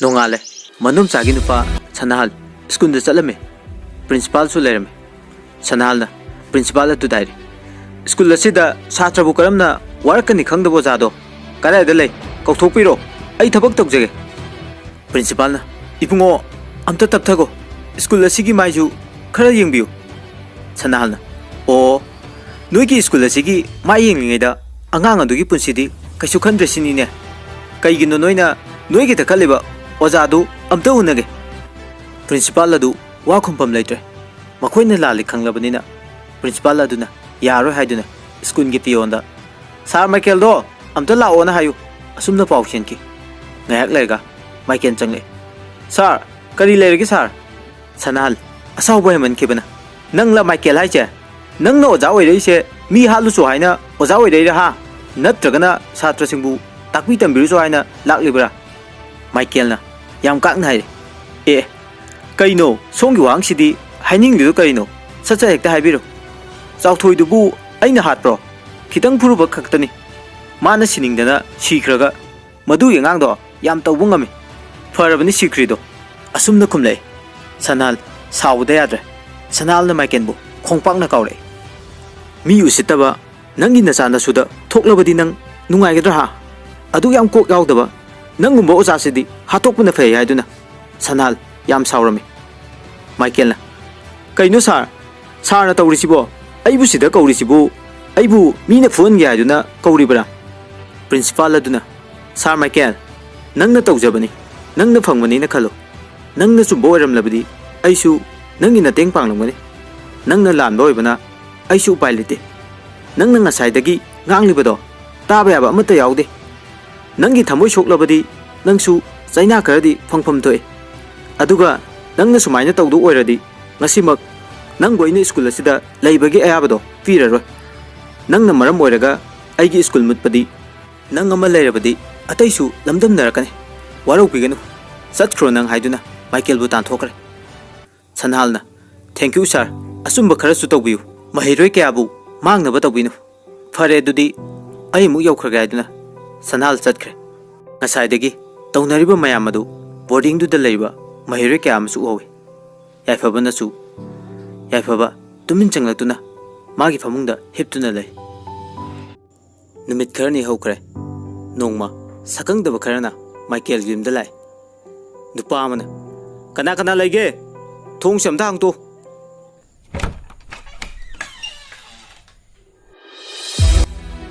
Michael तुमलंबदगी उइरुम उइरुम तौदुना थोले Michael कना ओइरबनो हाइदुना हंगले नुपादुना वारी खरा सानसे Michael नोइबु कनानो नुपादुना खुमे ओय नंग याम फाउ मालेना हा वासे अदुना मकोक्ता नुमैना नमे Michael कैसु थौसादे Michael नोकलगा होय होय या माले नोय नुमै असाब खरा पाइसिलगा किहनबी पार्टी दु नत्रो तौन तौन सिफम नापम खंगदना सिब तारे नोय माइकेलना यामुसितन हायरकपदुदा नुपासिंगदो लोइना सावरे नुपा अमना नंग ngasidi yengo nongmaisina asabra sadabra haiduna makhongda nongmaindu nammaga kape aduga haire nang ngasi na ngasi ore matungda amuhan tawra abadi handakti nangbu hatkani handakki hapta sigi manungda nang khabada sengtora kadaban sengtoraktrabadi nang kaya nungai ro haram laga makoi su yam thuna chatki Michael gi nupi amadi mama thokloktuna Michael bu doctor da puna ba haiduna लेकिन आगे मी ma'am हौरगा doctor द पुख्र असुमना Michael doctor द पुरब मतुंगदा मागी मखोंग नामा कखिरमे नुपा सिंगदुना हायरमबगी मतुंगिना माइकेल खबर द लाल हायदुना सेंगतोरे असुमना सेंगतोरकपदुदा पूर्णिमा खोय खरति पेंजे माइकेलना असुमना सेंगतोरकपदुदा मियामसु तुमिना लेनखरे मसागी मरान याजरे हायदुना किसनसु लेसना खोयदा मरक मरकता लागदुना अवात अबा यंगसिनबिरी लेसनागी ममा मचा खम थेंगना वारे मतमदी असुम हौखिबना याइफबा कोइगी स्कूल की एग्जाम सु लोइख्रे पुष्पाना याइफबा एग्जाम नुंगाइरम्ब्रो याइफबना खुमे औ नुंगाइरमे नंगदी पुष्पा काइदेनोदा अइनबु एग्जाम नुंगाइबा काइना अइदी ओइररे खंगे फेलदी सोइद्रे अइ केमते इरमद्रे याइफबना ए नंगदी लाइक पादा कई दौरगा लेरिबा पुष्पाना तुमिना सोंजे ओ नंग संग लाकने अइदी नंग संगदा लाइक पाहुद्रा हाइना वाखलदा खंजे हेफबना कौरे पुष्पा कई दौरगे अदो नंगु युमदा हयेंग थोदुइ नत्रो पुष्पाना होय हयेंग थोदुइने अदो याइफबा एग्जाम लोइबगी चा मुतंगदी चानजी होय याये चासे अदो कदाइदा चासे हाइनु पुष्पा पुष्पाना खुमे अखोइदो अदुम तौरजे नुमिति आई फोन दा दुम हाइरागे याइफबसु होय फोन दा दुम हाइरो पुष्पादी अमुक तोइबा हराउजबना लोइरे ममानसु पुरो हाइबगा याइफबना हराउने यारकबगा पुष्पाना खले याइफबा नंगसे पंगदी पंगेको नंगु पंगबसिबु लेरमगद्रा नुपानी हाइजबई वानी अइना यामने हेलिसिंगबा असुमाइदुना मथना मोमोन तौजे सोमदना पूर्णिमा थबक सुबह चतप ngamdre wakhal mayamduna anaba haibadu oire leisnasu mamana ungduna talaiba amadi chak chaw yadabadagi mama bu senabada awaba haibadu oire punima laihau kanna tawre leisnana mamana thabak suba chatlamba chekona duda mama gi muchinduna chatlagi khalle leisna mama bu urga kapse pungning da khanje ima nangna su aibu thadoklamladi aidi kanaga lehogani haiduna kaple मपालदा मी अमना कौबगी खोंजेल तारे लेसना मपानदा थोले लेसना हैमा दा किशन नंग लाइरो फमुलाओ सिदा किशन यारेदा आई इंदोम चानाबानी चाना थकनबा खरा थेलकपने लेसना दा किशन नंगना अखोइगी मतेंग पांगलिसे यामदी यामेको नंग नतना अखोइगी मतेंग पांगबिनबा मिसु लैते इमासु कन्ना नादुना ले चाकसु चादे खंगद्रेदा आई कैदौदुइनो हिंगलिबा हाइदुनि किसना अदुमाइना खनगनु अखोइसु लैसिदि नोइगी अवात अपा लैरदि अइंगोंदा अदुम हाइरो अइना मतेंग पांगनी अदो आई थबक चटकेना थोलकपने अदुदि आई अमुक चलुखिगेको आई हप्ता अमदि युमदा हलारो थबक मफमदा लैरनि इनोम चागा नंगा फजना लैरमु आई चलुखिगे हाइदुना किसनसु चटखिरमे अमरोमदा लेसनादी किसन माबू नुक्सीजाई हाबसे खंगजदे Kisansu matang chabada phongto kay aduna lay yaifaba amadi Puspa su mayum da thole Puspa mayum hek yawbaga Laisna khoi da lai Puspa lakpa ubada Laisna yaifaba gi pau purak luboi ningduna yam harauje Laisna na Puspa chango haiduna changa ka phamal Puspa kari haiduno khangdana imung manungi wari saba ore ahal mandawna man yaifaba da message thajale phone tawro haiduna balance out hai Puspa na Laisna gi manakta laklibasi Laisna gi mamangda yaifabaga makhoi ni phone da wari sage aduga Laisna na yaifababu lana lawduna kaina han gaiduna lakbane Puspa na yaifaba phone tawroklani khangbadagi magi phone do Laisna gi manakta thame aduga Puspa na Laisna khoidagi lei charam ta fukke aiduna fukle Puspa lei chardu kaisuk pamagi nate yaifabana phone tawrokpadu Laisna su ursanu haiduna tawribani tanja aduda yaifaba phone tawre Puspa de khange yaifabani haiba Puspa na Laisna ai khuse lekhong wa ta ngare phone do nang khara okhatlaga piro haiduna haire Laisna su khangdabani na Puspa gi phone do yenglaga phone do okay haina taw phone du da aigi yaifaba nuksiba haina tharaga makhoi ni gi photo su thoklame Laisna photo do ubada yam nungaitre Puspa da phone do okhatlaga pi Puspa na hello yaifaba na haire kaidawrige Puspa Puspa ngasidi lena gi matagum phone do Laisna ta nabani haiduna law thadome aduga Puspa na hai ai buro lei khara thagena lei masa ka ine sa khara su phuye yaifaba na haire nakhut ka do sokani ko phajana taw ko Puspa di somda haraubana lore ngasi yaifaba gi mong duda yaifaba di kari su khalaga harakpadi nate chumna icham chamna harakpani yaifaba di Puspa Laisna gi manakta lei habu su khangde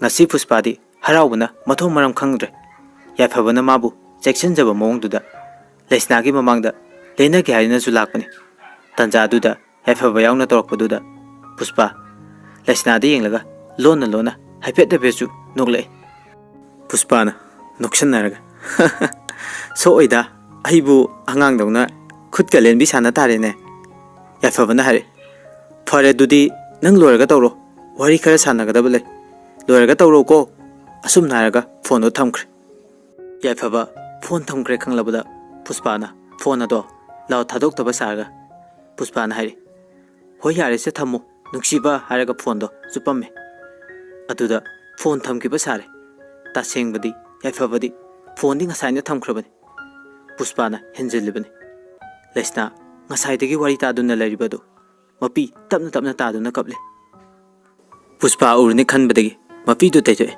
mapi taithokpa lorga makhuto thangdarakpada Laisna gi makhuto thangmayada khangpai pairure aduda makhuto ina pungangang Puspa na kaidawri na khutsi dia Laisna na khumi kaisuk tawdida Puspa na o fare adudi ado yaifaba se khupha amani khangbra aibusu yam nuksibujani asum naiduna nokchari Laisna na o Puspa nangi wakal se ontokpani ko aiga khangnei khangna nangna tawribsu chumlibra haiduna mathamoida khanjarame Puspa na Laisna adudi ai muk chatlage yaifaba na video call tawrake na hayeba ai yumda chatlage ko phone tawrapna halani wa se haiduna leidu puda kai chatkhirame Laisna na kawsu takhidra Laisna na Puspa bu waraurame kaigi su warauroi maga khangnei khangna mana uliba mongdusu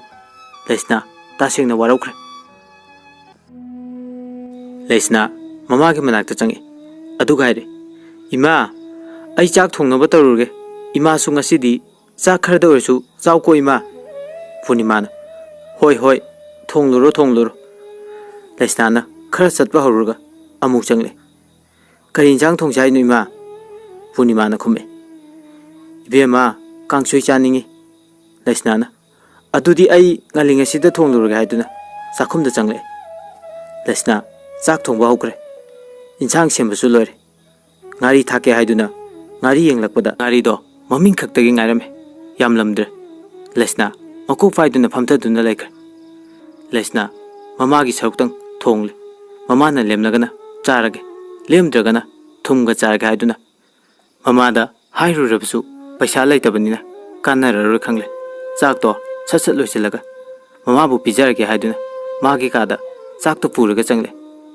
lesna tu gaire ima chak loire chak khitang chanaba tausi Purnima su tapna hogale lesna mama bu chak inbiri Purnima ngasidi chak khara chare Purnima na haire ibe ma ima ogle tok lage chatlo nang charuro lesna ima khitanga chasilo Purnima na chaw yadrabada lesna su cha inba tokle lesna ima hayeng de ai ima gi mohut chinduna thabak suba chatluge ko Purnima na khumai lesabi nangna karamna chekonduda chattuino chatlunu hayeng tang potharaga hangchitagi ima chatke lesna ima makha tangbagi inam hoi yaursiddi kaisu tawroye ima na hakchang ngamdri phau ai chatluduni ko ima aisu chak chathokluge yaiduna lesna chakhumda changkre Purnima machana thabak suba chatpado kayadi pamjade adubu magi phibamduda oireroi khalle mana ngamdri phau chatlasanu khanje aduga amuksu mamittagi mapita aduna mapungning nungsina kaple lesna mamagi aremba insang do konanaba charame chak toga kon phengbusu lore mamagi manakta changaktuna mamabu tumallame aduga masu phamungda changae mamana hek hipthabaga magi pholo call ama lame phone adu yenglubadadi company gi orme lesna gi wakhalda khanje haujik fawa yaifaba nanga khangnaramladi ibani phone da paw khongnaranguni ko angakpani nangi wakhalse aingonda wa ma paw harimdana ai hek tinariba imanabe amabu koiba ngamba nangi pukchelse ngaktabadi ngamde ko aina nangonda kari lanbagino nangna ibu asuk yamna otlisibo nang papti soidana fugani yaifaba nang aina nangbu thamoi sengna nusiba makta oiradi aigi nakta amu halau ko asumna lesna wakhal khana tumthakre somdana puspana phone tawduna yaifabaga wari sanari puspana yaifaba nangna ngasai haini naido karino hairo yaifabana haire kaisubudi leiteda ado ai nangonda wamdi haige nang yagadra puspana khumi hoi yage nang haibabu yaifabana haire kanagumba magi thamoi gi wanida nangbu yam nuksijaba nupa ama lei mana nangbu thamoi sengna nuksibane puspadi yaifaba orangone haiduna adum khanje puspana kanano me aingonda nuksi pami hairisibo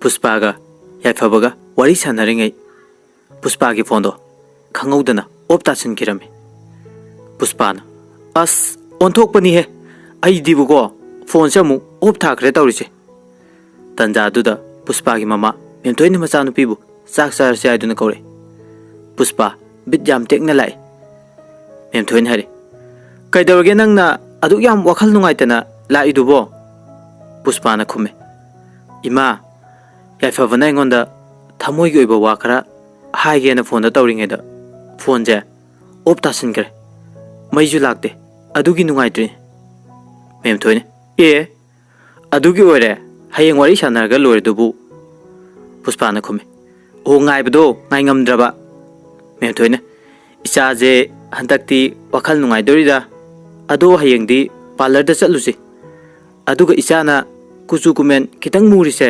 semtoklusi awang thangbagi sunita gi macha se hantakti yam phajare en hainarise parlor da changaga sembo iramle ayuk nungthin nungdang khaiduk tai boho nan boho tawraga tha makhai mu mapal thoktan lerga adum phajare en hai puspana khumi ima aseng bagi hayeng chachiko adudi kana de ai hayengi wakal sagaluki ge aduga tumnuruge hayeng ana hogotnaba mem thoinare hey sakchi di cha khodana aduga tumuro asumna makhoini mama masa chak chaminare puspa yam kana mubudi nate kulai kujuni lesna ga yengnabada masado khitang mui haiduna ꯃꯦꯝꯊꯣꯏꯅ ꯐꯖꯍꯟꯅꯤꯡꯕꯒꯤ ꯃꯆꯥꯗꯨꯗ ꯇꯧꯔꯤꯕꯅꯤ ꯂꯩꯁꯅꯥꯗꯒꯤ ꯃꯆꯥꯅ ꯐꯖꯕ ꯍꯦꯜꯍꯟꯅꯤꯡꯕꯗꯒꯤ ꯍꯥꯏꯔꯤꯕꯅꯤ ꯃꯦꯝꯊꯣꯏꯅ ꯂꯥꯏꯔꯕꯤ ꯃꯃꯥ ꯃꯆꯥꯅ ꯑꯩꯈꯣꯏꯗꯒꯤ ꯀꯔꯤ ꯍꯦꯜꯂꯗꯅ ꯁꯤꯗꯒꯤꯗꯤ ꯌꯦꯡꯉꯨ ꯍꯥꯏꯗꯨꯅ ꯃꯦꯝꯊꯣꯏ ꯁꯤꯡꯅꯕ ꯑꯃ ꯌꯥꯎꯅ ꯂꯩꯈ꯭ꯔꯦ ꯀꯩꯁꯨ ꯂꯥꯟꯖꯗꯕꯤ ꯂꯩꯁꯅꯥ ꯃꯦꯝꯊꯣꯏꯅ ꯌꯦꯡꯂꯤꯕ ꯑꯃꯗꯤ ꯈꯜꯂꯤꯕ ꯋꯥꯈꯜ ꯑꯣꯟꯊꯣꯛꯅꯁꯨ ꯄꯨꯛꯆꯦꯜ ꯄꯤꯛꯄ ꯍꯥꯏꯕꯗꯨꯅꯤ ꯅꯣꯡꯉꯥꯜꯂꯦ ꯂꯩꯁꯅꯥꯁꯨ ꯑꯌꯨꯛ ꯉꯟꯅ ꯍꯧꯒꯠꯇꯨꯅ ꯊꯕꯛ ꯏꯟꯈꯥꯡ ꯂꯣꯏꯁꯤꯜꯂꯗꯨꯅ ꯃꯅ ꯃꯈꯣꯏꯗ ꯊꯕꯛ ꯆꯠꯃꯤꯟꯅꯁꯤ ꯍꯥꯏꯗꯨꯅ ꯍꯥꯏꯕ ꯂꯥꯛꯑꯝꯃꯤ ꯂꯩꯁꯅꯥꯅ ꯏꯅꯝꯃ ꯍꯣ ꯏꯅꯝꯃ ꯑꯁꯨꯝꯅ ꯀꯧꯔꯛꯑꯦ ꯅꯨꯄꯤꯗꯨ ꯊꯣꯛꯂꯛꯑꯦ ꯑꯗꯨꯒ ꯍꯥꯏꯔꯛꯑꯦ ꯂꯩꯁꯅꯥ ꯀꯩꯗꯧꯔꯒꯦ ꯅꯪꯕꯣ ꯂꯩꯁꯅꯥꯅ ꯈꯨꯝꯃꯦ ꯏꯅꯝꯃ ꯍꯣꯔꯦꯟ ꯊꯕꯛ ꯆꯠꯄꯗꯣ ꯑꯩꯁꯨ ꯏꯃꯥꯒꯤ ꯃꯍꯨꯠ ꯁꯤꯟꯗꯨꯅ ꯉꯁꯤ ꯅꯣꯡ ꯅꯤꯅꯤꯗ ꯌꯥꯎꯔꯒꯦ ꯍꯣꯔꯦꯟ ꯏꯅꯝꯃꯅ ꯊꯣꯛꯑꯝꯗꯥꯏꯗ ꯈꯔ ꯀꯧꯕꯤꯔꯛꯑꯣ ꯃꯅꯝꯃ ꯑꯗꯨꯅ ꯍꯣꯏ ꯍꯣꯏ ꯀꯧꯔꯛꯀꯦ ꯂꯩꯁꯅꯥ ꯂꯩꯁꯅꯥꯅ ꯏꯅꯝꯃ ꯑꯗꯨꯗꯤ ꯑꯩ ꯆꯥꯛ ꯊꯣꯡꯂꯨꯈꯤꯒꯦ ꯍꯥꯏꯗꯨꯅ ꯃꯌꯨꯝꯗ ꯂꯥꯛꯑꯦ ꯆꯥꯛ ꯃꯩ ꯊꯥꯒꯠꯄ ꯍꯧꯔꯦ ꯂꯩꯁꯅꯥ ꯉꯔꯥꯡ ꯉꯥꯔꯤ ꯂꯩꯇꯦ ꯍꯥꯏꯗꯨꯅ ꯑꯃꯨꯛ ꯗꯨꯀꯥꯟꯗ ꯂꯥꯛꯑꯦ ꯑꯗꯨꯕꯨ ꯗꯨꯀꯥꯟꯗ ꯃꯤ ꯈꯔ ꯂꯩꯔꯝꯕꯗꯨꯗ ꯁꯣꯠꯀꯦ ꯍꯥꯏꯕ ꯏꯀꯥꯏꯗꯅ ꯃꯌꯨꯝꯗ ꯑꯃꯨꯛ ꯆꯪꯂꯛꯑꯦ ꯑꯗꯨꯒ ꯈꯜꯂꯤ ꯀꯔꯤ ꯊꯣꯡꯁꯤꯒꯦ ꯍꯥꯏꯗꯨꯅ ꯊꯥꯎꯁꯨ ꯂꯩꯇꯦ ꯊꯣꯡꯅꯤꯡꯉꯥꯏꯁꯨ ꯑꯃꯠꯇ ꯂꯩꯇꯦ ꯀꯔꯤꯅꯣ ꯑꯩꯅ ꯇꯧꯗꯣꯏꯁꯤꯕꯣ ꯐꯔꯦ ꯃꯥꯏꯔꯦꯟꯖ ꯑꯣꯏꯅ ꯆꯝꯐꯨꯠ ꯍꯦꯛꯇ ꯐꯨꯠꯂꯒꯦ ꯏꯃꯥꯁꯨ ꯆꯥꯖꯅꯕ ꯍꯥꯏꯗꯨꯅ ꯃꯥꯏꯔꯦꯟꯗꯣ ꯆꯝꯐꯨꯠ ꯐꯨꯠꯂꯦ ꯂꯩꯁꯅꯥ ꯆꯥꯛ ꯂꯣꯏꯔꯒ ꯃꯃꯥꯕꯨ ꯄꯤꯖꯔꯝꯃꯦ ꯑꯗꯨꯒ ꯃꯥꯁꯨ ꯆꯥꯔꯒ ꯃꯅꯝꯃ ꯂꯥꯛꯄ꯭ꯔꯥ ꯌꯦꯡꯒꯦ ꯍꯥꯏꯗꯨꯅ ꯊꯣꯛꯂꯛꯄꯗ ꯌꯥꯏꯐꯕ ꯃꯃꯥꯟꯅꯕ ꯑꯃꯒ ꯂꯝꯕꯤꯗ ꯂꯥꯛꯄꯗ ꯎꯔꯝꯃꯦ ꯌꯥꯏꯐꯕꯅꯗꯤ ꯂꯩꯁꯅꯥꯕꯨ ꯎꯔꯝꯗꯦ ꯂꯩꯁꯅꯥ ꯌꯥꯏꯐꯕ ꯎꯕꯗ ꯂꯣꯠꯆꯩ ꯀꯔꯣꯝꯗ ꯆꯠꯈꯤꯒꯦ ꯍꯥꯏꯅꯁꯨ ꯉꯥꯏꯍꯥꯛ ꯌꯦꯡꯂꯤ ꯇꯨꯡꯗꯒꯤ ꯃꯅꯝꯃꯅ ꯀꯧꯔꯛꯑꯦ ꯂꯩꯁꯅꯥ ꯆꯠꯅꯕ ꯇꯧꯔꯁꯤ ꯏꯅꯝꯃ ꯉꯁꯤꯗꯤ ꯈꯔ ꯊꯦꯡꯈ꯭ꯔꯦ ꯂꯥꯛꯑꯣ ꯂꯥꯛꯑꯣ ꯆꯠꯂꯁꯤ ꯍꯥꯏꯗꯨꯅ ꯂꯥꯛꯄ ꯍꯧꯔꯦ ꯂꯩꯁꯅꯥꯗꯤ ꯌꯥꯏꯐꯕꯅ ꯂꯝꯕꯤꯗ ꯑꯃꯨꯛ ꯂꯥꯛꯄ꯭ꯔꯥ ꯍꯥꯏꯗꯨꯅ ꯌꯦꯡꯂꯤ ꯂꯥꯛꯄꯗꯤ ꯎꯗ꯭ꯔꯦ ꯂꯩꯁꯅꯥ ꯈꯣꯏꯅ ꯊꯕꯛ ꯆꯠꯂꯤꯕꯗꯨ ꯃꯈꯣꯏ ꯈꯨꯜꯗꯅꯤ ꯂꯩꯁꯅꯥ ꯈꯣꯏꯁꯨ ꯊꯕꯛ ꯃꯐꯝ ꯌꯧꯔꯦ ꯊꯕꯛꯁꯨ ꯁꯨꯕ ꯍꯧꯅꯔꯝꯃꯤ ꯃꯈꯣꯏꯅ ꯊꯕꯛ ꯁꯨꯔꯤꯉꯩ ꯆꯦꯛꯀꯣꯟ ꯑꯗꯨꯗ ꯃꯍꯥꯖꯣꯟꯗꯣ ꯂꯥꯛꯄꯗ ꯂꯩꯁꯅꯥꯕꯨ ꯎꯔꯝꯃꯤ ꯃꯍꯥꯖꯣꯟ ꯑꯗꯣ ꯑꯇꯩ ꯀꯅꯥꯁꯨ ꯅꯠꯇꯦ ꯆꯥꯎꯊꯣꯏꯕꯨ ꯒꯥꯔꯤꯅ ꯊꯦꯡꯈꯤꯕ ꯅꯨꯄꯥ ꯑꯗꯨꯅꯤ ꯃꯍꯥꯖꯣꯟ ꯑꯗꯨꯅ ꯂꯩꯁꯅꯥꯕꯨ ꯈꯪꯉꯤ ꯂꯩꯁꯅꯥꯅꯁꯨ ꯃꯈꯣꯏꯗ ꯂꯥꯛꯑꯝꯃꯕꯅꯤꯅ ꯃꯍꯥꯖꯣꯟꯗꯣ ꯃꯁꯛ ꯈꯪꯉꯤ ꯃꯍꯥꯖꯣꯟ ꯑꯗꯨꯅ ꯂꯩꯁꯅꯥꯒꯤ ꯃꯅꯥꯛꯇ ꯆꯪꯉꯤ ꯑꯗꯨꯒ ꯂꯩꯁꯅꯥꯕꯨ ꯀꯧꯔꯦ ꯂꯩꯁꯅꯥ ꯌꯥꯝ ꯏꯀꯥꯏꯅ ꯀꯔꯤ ꯍꯥꯏꯒꯦ ꯀꯀꯥ ꯍꯥꯏꯗꯨꯅ ꯈꯨꯝꯃꯤ ꯃꯍꯥꯖꯣꯟ ꯑꯗꯨꯅ ꯅꯪ ꯅꯍꯥꯟꯈꯩ ꯊꯕꯛ ꯁꯨꯕ ꯁꯤꯗ ꯁꯨꯝ ꯌꯥꯎꯕ꯭ꯔꯥ ꯂꯩꯁꯅꯥꯅ ꯈꯨꯝꯃꯤ ꯌꯥꯎꯖꯗꯦ ꯀꯀꯥ ꯉꯁꯤꯇꯅꯤ ꯏꯃꯥꯒꯤ ꯃꯍꯨꯠ ꯁꯤꯟꯕꯅꯤ ꯏꯃꯥꯗꯤ ꯂꯥꯏꯍꯧ ꯇꯧꯗꯨꯅ ꯅꯥꯗꯨꯅ ꯂꯩꯔꯦ ꯃꯍꯥꯖꯣꯟ ꯑꯗꯨꯅ ꯉꯁꯤꯒꯤꯗꯤ ꯊꯕꯛꯇꯨ ꯁꯨꯔꯣ ꯍꯌꯦꯡꯗꯒꯤꯗꯤ ꯂꯥꯛꯑꯅꯨ ꯍꯣꯔꯦꯟ ꯊꯕꯛ ꯁꯨꯕ ꯂꯣꯏꯕꯒ ꯀꯀꯥꯒꯤ ꯅꯥꯛꯇ ꯂꯥꯛꯎ ꯑꯁꯨꯝꯅ ꯍꯥꯏꯔꯝꯂꯒ ꯆꯠꯈ꯭ꯔꯦ ꯂꯩꯁꯅꯥ ꯄꯥꯈꯠꯄꯅ ꯂꯣꯏꯔꯦ ꯊꯕꯛ ꯁꯨꯕ ꯂꯥꯛꯀꯅꯨ ꯍꯥꯏꯕꯗꯨꯗ ꯂꯩꯁꯅꯥꯅ ꯏꯅꯝꯃ ꯀꯩꯒꯤ ꯑꯣꯏꯔꯖꯥꯠꯅꯣ ꯑꯩꯕꯨ ꯊꯕꯛ ꯁꯨꯕ ꯂꯥꯛꯀꯅꯣꯅ ꯍꯥꯏꯔꯝꯃꯤꯁꯤꯕꯣ ꯑꯩ ꯑꯉꯥꯡ ꯑꯣꯏꯔꯤ ꯊꯕꯛ ꯍꯩꯇꯦꯅ ꯍꯥꯏꯔꯤꯖꯥꯠꯂꯣ ꯃꯅꯝꯃ ꯑꯗꯨꯅ ꯈꯨꯝꯃꯤ ꯀꯩꯁꯨ ꯈꯜꯂꯨꯅꯨ ꯍꯣꯔꯦꯟ ꯊꯕꯛ ꯂꯣꯏꯕꯒ ꯀꯩ ꯂꯩꯒꯦꯗꯣ ꯈꯪꯗꯣꯛꯂꯨꯔꯁꯤ ꯃꯇꯝꯗꯤ ꯁꯨꯝ ꯂꯦꯞꯇꯕꯅ ꯄꯨꯡꯗꯤ ꯁꯨꯝ ꯍꯧꯖꯤꯟꯈꯤ ꯊꯕꯛ ꯈꯨꯠ ꯊꯥꯕꯒꯤ ꯃꯇꯝ ꯑꯣꯏꯔꯦ ꯂꯩꯁꯅꯥꯒ ꯃꯅꯝꯃ ꯑꯗꯨꯒꯅ ꯃꯍꯥꯖꯣꯟ ꯑꯗꯨꯒꯤ ꯃꯅꯥꯛꯇ ꯂꯥꯛꯑꯦ ꯃꯍꯥꯖꯣꯟ ꯑꯗꯨꯁꯨ ꯉꯥꯏꯗꯨꯅ ꯂꯩꯔꯝꯃꯦ ꯂꯩꯁꯅꯥꯅ ꯀꯀꯥ ꯊꯕꯛ ꯁꯨꯕ ꯂꯣꯏꯔꯦ ꯉꯁꯥꯏ ꯂꯥꯛꯑꯣ ꯍꯥꯏꯕꯗꯨꯗ ꯀꯔꯤ ꯍꯥꯏꯕꯤꯗꯣꯏꯅꯣ ꯃꯍꯥꯖꯣꯟ ꯑꯗꯨꯅ ꯈꯨꯝꯃꯦ ꯀꯩꯁꯨ ꯑꯔꯨꯕꯗꯤ ꯅꯠꯇꯦꯗ ꯅꯃꯥ ꯅꯆꯥꯒꯤ ꯃꯇꯦꯡ ꯈꯔ ꯄꯥꯡꯒꯦ ꯇꯧꯕꯅꯤ ꯁꯦ ꯂꯨꯄꯥ 10,000 ꯅꯃꯥꯕꯨ ꯐꯅꯕ ꯍꯣꯠꯅꯧ ꯑꯉꯥꯡ ꯑꯣꯏꯔꯤꯕ ꯅꯪꯅ ꯑꯁꯨꯝꯅ ꯊꯕꯛ ꯁꯨꯕꯁꯦ ꯅꯨꯡꯉꯥꯏꯇꯦ ꯆꯠꯂꯣ ꯆꯠꯂꯣ ꯊꯦꯡꯉꯦ ꯂꯩꯁꯅꯥꯅ ꯈꯨꯝꯃꯦ ꯀꯀꯥ ꯑꯩꯈꯣꯏꯒꯤ ꯃꯇꯦꯡ ꯄꯥꯡꯒꯦ ꯈꯜꯂꯤꯗꯨꯕꯨꯗꯤ ꯊꯥꯒꯠꯆꯔꯤ ꯑꯗꯨꯕꯨ ꯏꯃꯥꯅ ꯍꯣꯔꯦꯟ ꯄꯩꯁꯥꯁꯦ ꯂꯧꯔꯦ ꯍꯥꯏꯗꯨꯅ ꯉꯥꯡꯒꯅꯤ ꯀꯀꯥ ꯑꯩꯕꯨ ꯋꯥꯔꯧꯕꯤꯒꯅꯨ ꯏꯃꯥꯒꯤ ꯑꯌꯥꯕ ꯌꯥꯎꯗ꯭ꯔꯗꯤ ꯑꯩ ꯄꯩꯁꯥꯁꯦ ꯂꯧꯕ ꯉꯝꯖꯔꯣꯏ ꯃꯍꯥꯖꯣꯟ ꯑꯗꯨꯅ ꯆꯨꯝꯃꯤ ꯆꯨꯝꯃꯤ ꯑꯐꯕ ꯑꯉꯥꯡ ꯍꯥꯏꯁꯤꯗꯤ ꯑꯗꯨꯅꯤꯗꯅ ꯏꯃꯥ ꯏꯄꯥꯅ ꯍꯥꯏꯕ ꯏꯟꯒꯗꯕꯅꯤ ꯐꯔꯦ ꯑꯗꯨꯗꯤ ꯑꯩ ꯍꯌꯦꯡꯁꯦ ꯅꯣꯏꯗ ꯂꯥꯛꯑꯒꯦ ꯅꯃꯥꯒꯤ ꯑꯅꯥꯕ ꯍꯪꯕ ꯑꯣꯏꯅ ꯂꯩꯁꯅꯥꯁꯨ ꯍꯣꯏ ꯀꯀꯥ ꯍꯥꯏꯗꯨꯅ ꯃꯌꯨꯝꯗ ꯂꯥꯛꯄ ꯍꯧꯔꯦ ꯂꯩꯁꯅꯥ ꯃꯌꯨꯝꯗ ꯌꯧꯔꯦ ꯀꯤꯁꯟꯅ ꯄꯨꯔꯅꯤꯃꯥꯒꯤ ꯑꯅꯥꯕꯗꯣ ꯁꯦꯕꯥ ꯇꯧꯗꯨꯅ ꯂꯩꯔꯝꯃꯤ ꯂꯩꯁꯅꯥꯅ ꯗꯥ ꯀꯤꯁꯟ ꯅꯪ ꯉꯁꯤ ꯂꯥꯛꯏꯔꯣ ꯀꯤꯁꯟꯁꯨ ꯈꯨꯝꯃꯦ ꯍꯣꯏ ꯅꯪꯗꯤ ꯀꯗꯥꯏꯗ ꯆꯠꯂꯨꯏꯕ ꯂꯩꯁꯅꯥꯅ ꯈꯨꯝꯃꯦ ꯏꯃꯥꯒꯤ ꯃꯍꯨꯠ ꯁꯤꯜꯂꯒ ꯊꯕꯛ ꯆꯠꯂꯨꯕꯅꯤ ꯍꯥꯏꯔꯦ ꯀꯤꯁꯟ ꯌꯥꯝ ꯅꯨꯡꯉꯥꯏꯔꯝꯗꯦ Lesnadi mabung mangni khalaga awaba kaya do loina haije ikai belaitana kisanna Lesnada lupa lising amaga chongapi Lesnadi da kisan yamalle pesa je kisanna ire Lesna aibu nabung ni khaladi pesa se laukselu aduga nangna aibu mitop ni khaladi khangdre Lesnana da kisan kaigi nangbu mitop ni khandoino nangna aikoi gi mateng sum pangbasida ikai bai wanida Lesna kisandagi pesa do lawre kisanna adudi ai muk chatlage theng haiduna kisan chatkhre Lesna nungdangi chak thongna baiduna cheng kharaga awat apa kharaga dukan dagi leiruraga mayum da hale aduga nungdangi chak tu thonglaga mama macha punna chaminnar aduga thabak surubage wabaga mahak nungaina pothakhirame Punima gi mamangda masa chauthoi laktuna hare ima ichega ima gana wabdo faradawni ima ai amuk chatlage handak mapoki di ima ge laman singlamdre mathang mapoktadi ima ge laman singjage ko asum nairam laga chauthoi mamai do onthok tun chatki dongale mama su masa khar di kangkhale Lesnana tumba hogalakpada Punima waitei dunna lerme Lesna ingangna ima nasado ngamde haraga kaidawrino Punimana ima hakchang se khara nungai aduna ima na tawrebani chalo iruja thoro hoi ima ngarang Lesna makhoi de mahajwa lakane habdo kawkhidana adum mama da haikidre Lesna iruja ba loiraga karaga duk tharingai da mahajona du lai Lesna na haima kaka aidi ima da kaka lakani do haiba kawdana adum haikidre somda kakhat biro kaka ima su kokthorake Lesna mama bu kokthokpa changki majon aduna khali kaya da ing tablibano thakchi ga si bebarna marol ma khangliba asumna khanje Punima su thogle aduga Punima na haima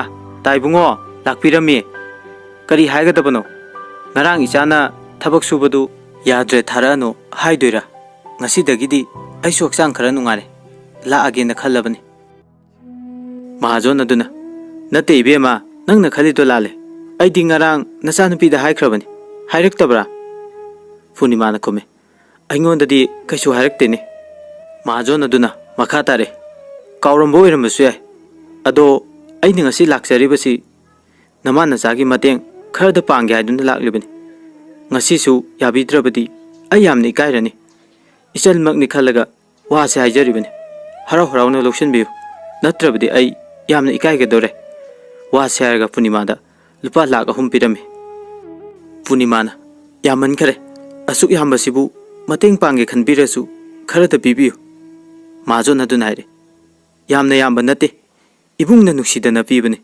adudi ai muk chalukike ko Punima na taibungo cha lore cha thakpi ko majon aduna haire ai kitang thure aduna chattaba yadre kona matang chabada thake ko wa saram laga majon ado chatkhirame Lesna na haire ima cha donga sane puthorak pa yarabane aduda chini leiramdre aduna puthorak trabane Punima na kome fare fare onthokna su pukchel saukre aikoi ki awaba uduna isona thabira amani wa se aduna kaple ngarang masana mamangda hairambado ningsingduna masa bu kauduna kape Lesna na su ima aikoi chauthoido nongma aigi mangda su laame aduga ma amu khalakini hayeng aina yum palaga aigi isa oina lakani na hairame ima asum maiduna Lesna ju kaple makhoi ani mama masa punna kaminarame miyoi bagi punsi tambang amanate awaba nungaiba khuba khunamne lairena khunba matam kharagi matungda Punima khoigi imungsu nungaire hana Puspa khoigi imungna hanthana khalambado Lesna khoina dum nungaiba dum hele makhoidagi somdana Puspa parlor da changduna kuchu semduna masak phajana bhotna khibdo haujikti Puspa masak phajare Puspa na yaifabada call tawre aduga haire yaifaba handakti phone ga toktaba yam kuire Kaidaurage haina hangi. Yaifabana khume. Hantakti thabak khara sile adunani. Puspana makatai. Ado amta unasidana.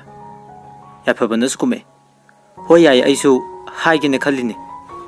Adudi hayengche unarase. Puspa suaire. Hoi hayeng choina dabi pungani adaida akhoi sida lao. Yaifabana. Aina nongonda haigena haibatusu. Nongonda misakto hayeng di soidana khangalage. Puspana khume. Fare dudi aisu tumna batawrage. Nangsu tumo. Hayeng numise ai wana ngairaga haraga phone ado thamkhre. Nongale. Yaifabaga Puspaga unase haina khiba matamdo yaurame. Somthasu Puspa mingshel mamangda maki semli. Aduga magi dress makal makal putoktuna. Karambane hena phajai. Karambane hena paknai haiduni yengli. Tanja aduda Yaifabasu phone tawre. Puspa phone ado sat okhale. Puspana. Hello? Yaifaba? Nangbu laabo? Yaifabana haire. Hoi, ai lae. Pukri mapalda laire. Thuna thoklo. Puspasu. Hoi thamo adudi ai thoklage haiduna phone ado thamkhre. Puspa ketharaga thokle. Mama mem thoida. Ima phajabra haiduna yengale. Mem thoine haire. Phajare. Isadi hene hele.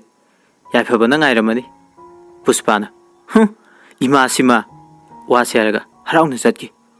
Puspa Yaifabagi manak yaure. Yaifabadi mamanaba maga lakminare. Yaifabana Puspa la oaiduna kausile. Aduga haire. Puspa imanabasiga warido fajana sanaruko. Mangonda loina hairamlabane. Puspa Yaifabaga unani khanduna lakhibane. Puspa bit kharate. Puspana khali. Magi se Mana haibi kaidana mamanaba oinaga hairandu jala. Oiramladi asumna khale. Puspasu hoi haina khume. Yaifabana haire. Bye. Warido fajana sanauko. Ai aswaida ngak chalukhige haina Yaifaba chatkre. Puspadi Yaifabada yengle. Mamanaba duna. Nangi mingdubu Puspa haiba natro. Puspana. Ha kari. Mane. Puspa haibane. Yaifabana haidro. Nupadugi mamingse Rajesh kawe. Rajesh na haire. Hoi haye. Adubudi aduda kari wari saduno na khangdabai sum hangbane. Puspana. O Yaifabana budi hana yonda wase haudorakrabane. Aisu ikaiboy kaiboy tawrini. Ado hayengche harauba phongtokpa oina aikhoida chak chasi lauko Yaifabaga. Rajesh na khume. Hoi, ado aigi wafam dudi kamai tawbano. Yaya de amtadi khangninge. Puspana. Kaibo. Kaino nangi wafam haidi. Rajesh na khume. Aina Yaifabada haijakhiba wafam duni. Ai isana haiba ngamdadana Yaifabada hayuna haikibane. Asengmane. Puspa ai nangbu thamoi sengna nungsi. Puspana. Ha. Hai sibu karino. Yaifabana hairakpa wado nangi oireko. Rajesh na. Mane. Aina haiba ngamda tawbane. Yaifabana mateng pangbige haibaduda. Puspa mathamoida tumina khale. Aina khale siga masigi nupasidi aidi pamde. Aidi Yaifabani khana thoklakpane. Adubu onthokna ikaikreda akhoi magi mamangda. Hoida yasinarge matam kharadi din lenba oina. Ainasu Yaifaba oiraboi ningdana yaningbai mawongdo uthoklure. Aigi wase haido oro. Yaifabada ai yamni kaire. Rajesh na haire. Kaidawrage kari khalino. Puspana khume. Hoi yare. Rajesh na adudi ibani pau phonanaba number dom ta hairo. Puspana number do tanna pikre. Somdana Yaifaba sum lakpada laisna khoigi konthong mapa yaure. Yaifaba makhoigi thongal mapada lerga yengbada ure. Laisna ga kisanga harau noktuna chaminabado. Laisna na kisanda noklaga khupangna setse thaduna harauna nokjare. Yaifaba madu hek urubada amuka hena sauningkhre. Puspa amadi Rajesh ki manakta gari do yam yang na tawrai.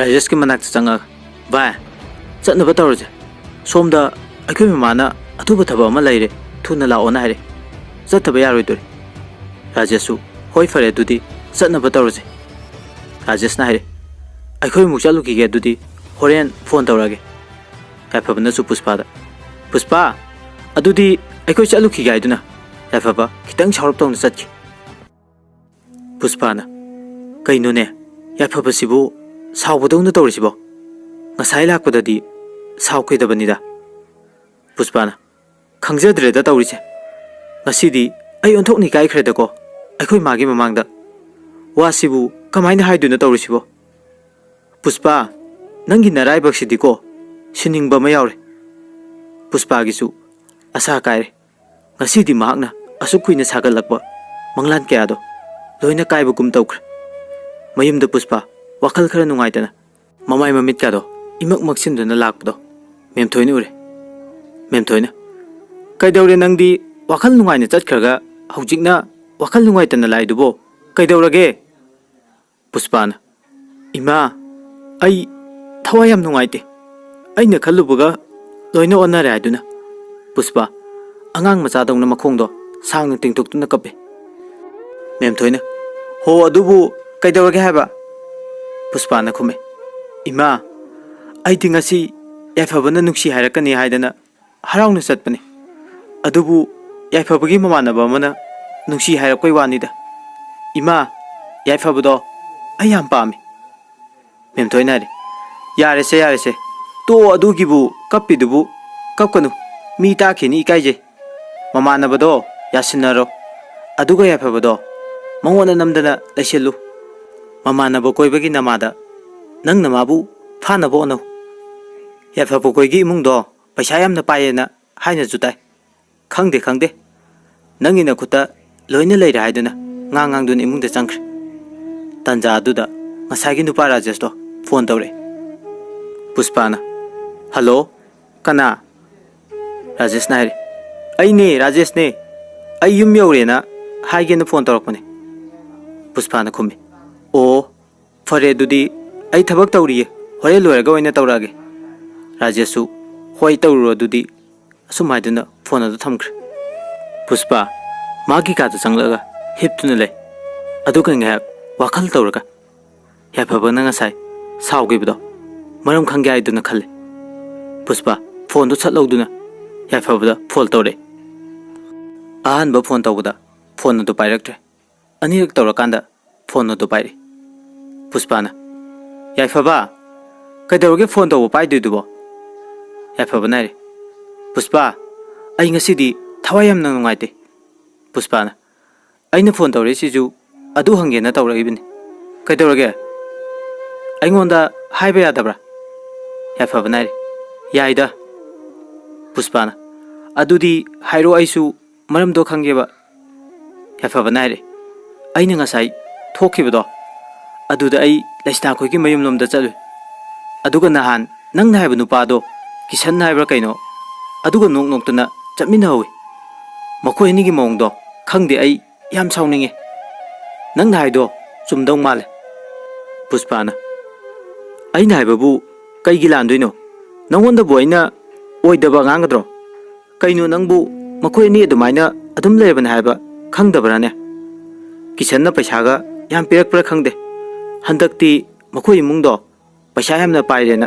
haiba tai yaifaba nangna khangdabai wani laisna araiba nupi nate nangbu magi wakhal amu khalabo yaifaba naire Puspa ai mabu kawbu ngamdi kawbu su ngamloi mapoksi magidi ai mana taba nupi amatasu hanne yengloi mana mirairamlaba aigi punsise hantak mapokidi asumna loikrasanu Puspa di somda machin gado tumthoktana leiri yaifabana Puspa ai akhoi mamana kaure thamlage kona muk sanarje araga yaifabadi phone adu thamkre Puspa di somda khoidau kana sagole kaya da thamoi kankraba Puspa no yaifabana di laisnabu mathamoi sengna nuksije Puspa na laisnabu yaifabana lana uhale angakpa nupini Puspa se aduklu na tinakraba ꯃꯃꯥꯟꯅꯕꯤꯗꯣ ꯃꯥꯅ ꯂꯥꯟꯅ ꯎꯍꯟꯅꯕ ꯍꯥꯏꯗꯅ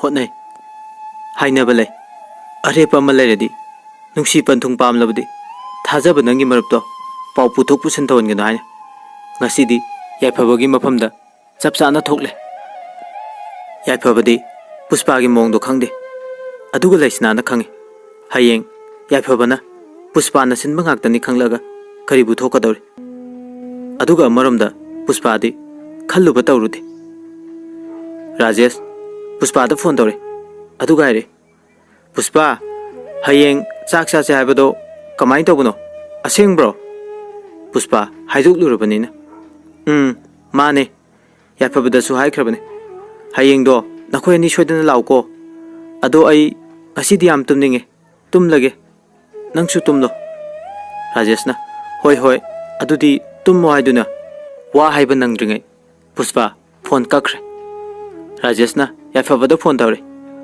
ꯌꯥꯏꯐꯕ ꯐꯣꯟꯗꯣ ꯄꯥꯏꯈꯠꯂꯦ ꯌꯥꯏꯐꯕꯅ ꯀꯩꯗꯧꯔꯒꯦ ꯚꯥꯏ ꯔꯥꯖꯦꯁꯅ ꯍꯥꯏꯔꯦ ꯍꯌꯦꯡ ꯄꯨꯁꯄꯥ ꯑꯩꯈꯣꯏꯗ ꯆꯥꯛ ꯆꯥꯁꯤ ꯏꯕꯥꯅꯤ ꯂꯥꯛꯑꯣꯅ ꯍꯥꯏꯔꯛꯏ ꯌꯥꯏꯐꯕꯅ ꯈꯨꯝꯃꯤ ꯑꯩꯉꯣꯟꯗꯁꯨ ꯍꯥꯏꯔꯛꯄꯅꯦ ꯍꯌꯦꯡ ꯑꯌꯨꯛꯇꯣ ꯆꯠꯂꯁꯤ ꯏꯕꯥꯅꯤ ꯅꯪꯗꯤ ꯍꯔꯥꯎꯔꯝꯒꯅꯤꯅꯦ ꯑꯩꯗꯤ ꯚꯥꯏ ꯅꯈꯣꯏ ꯑꯅꯤ ꯀꯥꯏꯅꯒꯅꯨ ꯑꯩꯒꯤ ꯊꯃꯣꯏ ꯀꯥꯏꯔꯤꯕ ꯁꯨꯝꯅ ꯀꯥꯏꯒꯅꯨꯀꯣ ꯅꯨꯄꯤꯁꯦ ꯌꯥꯝ ꯉꯝꯃꯤ ꯃꯆꯤꯟꯗꯅ ꯑꯃ ꯊꯃꯣꯏꯗꯅ ꯑꯃ ꯃꯁꯤꯗꯅꯤ ꯅꯨꯄꯤꯁꯦ ꯅꯨꯄꯤꯒꯤ ꯁꯥꯒꯩ ꯑꯔꯦꯞꯄ ꯂꯩꯇꯦꯅ ꯍꯥꯏꯕꯗꯣ ꯆꯨꯝꯃꯦ ꯚꯥꯏ ꯂꯥꯏ ꯍꯥꯛꯇꯛꯇꯒꯤ ꯍꯥꯏꯅꯔꯛꯂꯕꯅꯤ ꯈꯪꯗ꯭ꯔꯦꯗ ꯇꯧꯗꯣꯏꯁꯦ ꯌꯥꯝ ꯂꯨꯈ꯭ꯔꯦ ꯔꯥꯖꯦꯁꯅ ꯌꯥꯔꯦꯀꯣ ꯅꯪ ꯀꯕꯤꯗꯧꯅ ꯇꯨꯝꯃꯣ ꯏꯕꯨꯡꯉꯣ ꯑꯗꯨꯗꯤ ꯑꯩꯁꯨ ꯊꯝꯂꯒꯦ ꯌꯥꯏꯐꯕꯅ ꯍꯣꯏ ꯍꯣꯏ ꯚꯥꯏ ꯒꯨꯗ ꯅꯥꯏꯠ ꯍꯥꯏꯔꯒ ꯐꯣꯟ ꯑꯗꯣ ꯊꯝꯈ꯭ꯔꯦ ꯁꯣꯝꯗꯗꯤ ꯔꯥꯖꯦꯁ ꯋꯥꯈꯜ ꯅꯨꯡꯉꯥꯏꯔꯤ ꯑꯩꯅ ꯐꯣꯡꯗꯣꯛꯄ ꯉꯝꯗ꯭ꯔꯤꯉꯩ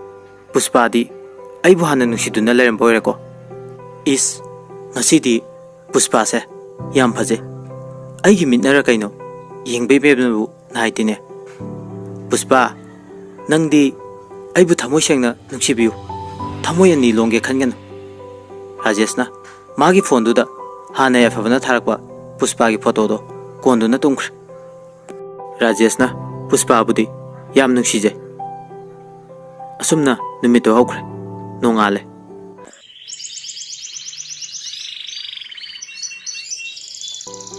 ꯀꯤꯁꯟ ꯑꯌꯨꯛ ꯉꯟꯅ ꯍꯧꯒꯠꯂꯒ ꯂꯧꯕꯨꯛꯇ ꯆꯠꯇꯨꯅ ꯂꯨꯗ ꯉꯥ ꯆꯪꯂꯛꯄꯗꯣ ꯂꯩꯁꯅꯥ ꯑꯩꯈꯣꯏꯒꯤ ꯇꯪꯈꯥꯏ ꯑꯃ ꯈꯥꯏꯗꯣꯛꯂꯒ ꯀꯤꯁꯟ ꯂꯩꯁꯅꯥ ꯑꯩꯈꯣꯏꯗ ꯆꯪꯂꯛꯏ ꯂꯩꯁꯅꯥ ꯇꯨꯝ ꯍꯧꯒꯠꯂꯛꯄꯗ ꯉꯥꯏꯔꯤ ꯀꯤꯁꯟꯅ ꯅꯪꯗꯤ ꯍꯧꯖꯤꯛꯇ ꯇꯨꯝ ꯍꯧꯒꯠꯂꯛꯇ ꯉꯥꯏꯔꯤꯕ ꯅꯨꯄꯤꯅꯕꯨ ꯌꯥꯍꯧ ꯑꯗꯨ ꯌꯥꯝ ꯊꯦꯡꯉꯗꯤ ꯌꯥꯔꯔꯣꯏ ꯍꯌꯦꯡ ꯃꯧꯒ ꯑꯣꯏꯔꯒꯗꯤ ꯑꯗꯨꯃꯥꯏꯅ ꯊꯦꯡꯅꯒ ꯍꯧꯒꯠꯂꯗꯤꯅꯦ ꯃꯤꯅ ꯅꯣꯛꯅꯖꯅꯤ ꯂꯩꯁꯅꯥꯅ ꯍꯥꯏꯔꯤ ꯇꯥꯅꯤꯡꯗꯦꯀꯣ ꯗꯥ ꯀꯤꯁꯟ ꯍꯧꯖꯤꯛꯁꯦ ꯌꯥꯝ ꯉꯜꯂꯤ ꯇꯨꯝꯂꯝꯕꯗꯒꯤ ꯉꯥꯟꯊꯣꯔꯛꯄꯗ ꯉꯥꯏꯔꯤ ꯑꯗꯨꯒ ꯑꯩꯕꯨ ꯌꯥꯍꯧ ꯊꯦꯡꯉꯦ ꯀꯥꯏꯅ ꯀꯤꯁꯟꯅ ꯌꯥꯔꯦ ꯇꯣꯛꯁꯦ ꯉꯥꯁꯦ ꯅꯣꯏꯒꯤꯅꯦꯅ ꯄꯨꯔꯛꯏꯅꯤ ꯍꯣꯔꯦꯟ ꯏꯟꯗꯣꯝꯆꯥꯒ ꯐꯖꯅ ꯊꯣꯡꯉꯒ ꯆꯥꯔꯣ ꯑꯩ ꯆꯠꯂꯨꯈꯤꯒꯦ ꯌꯥꯍꯧ ꯊꯦꯡ ꯂꯩꯁꯅꯥ ꯃꯆꯤꯟꯒꯗꯣ ꯄꯩꯊꯣꯛꯇꯨꯅ ꯂꯩꯍꯧꯏ ꯀꯤꯁꯟꯅ ꯄꯤꯔꯝꯕ ꯉꯥꯗꯨ ꯃꯃꯥ ꯃꯆꯥ ꯊꯣꯡꯗꯨꯅ ꯆꯥꯔꯦ ꯄꯨꯔꯅꯤꯃꯥꯅ ꯏꯕꯦꯝꯃ ꯏꯃꯥ ꯕꯖꯥꯔꯗ ꯆꯠꯂꯨꯈꯤꯒꯦ ꯌꯨꯝꯗ ꯂꯩꯔꯝꯃꯨ ꯂꯩꯁꯅꯥꯅ ꯍꯣꯏ ꯆꯠꯂꯨꯔꯣ ꯏꯃꯥꯗꯣ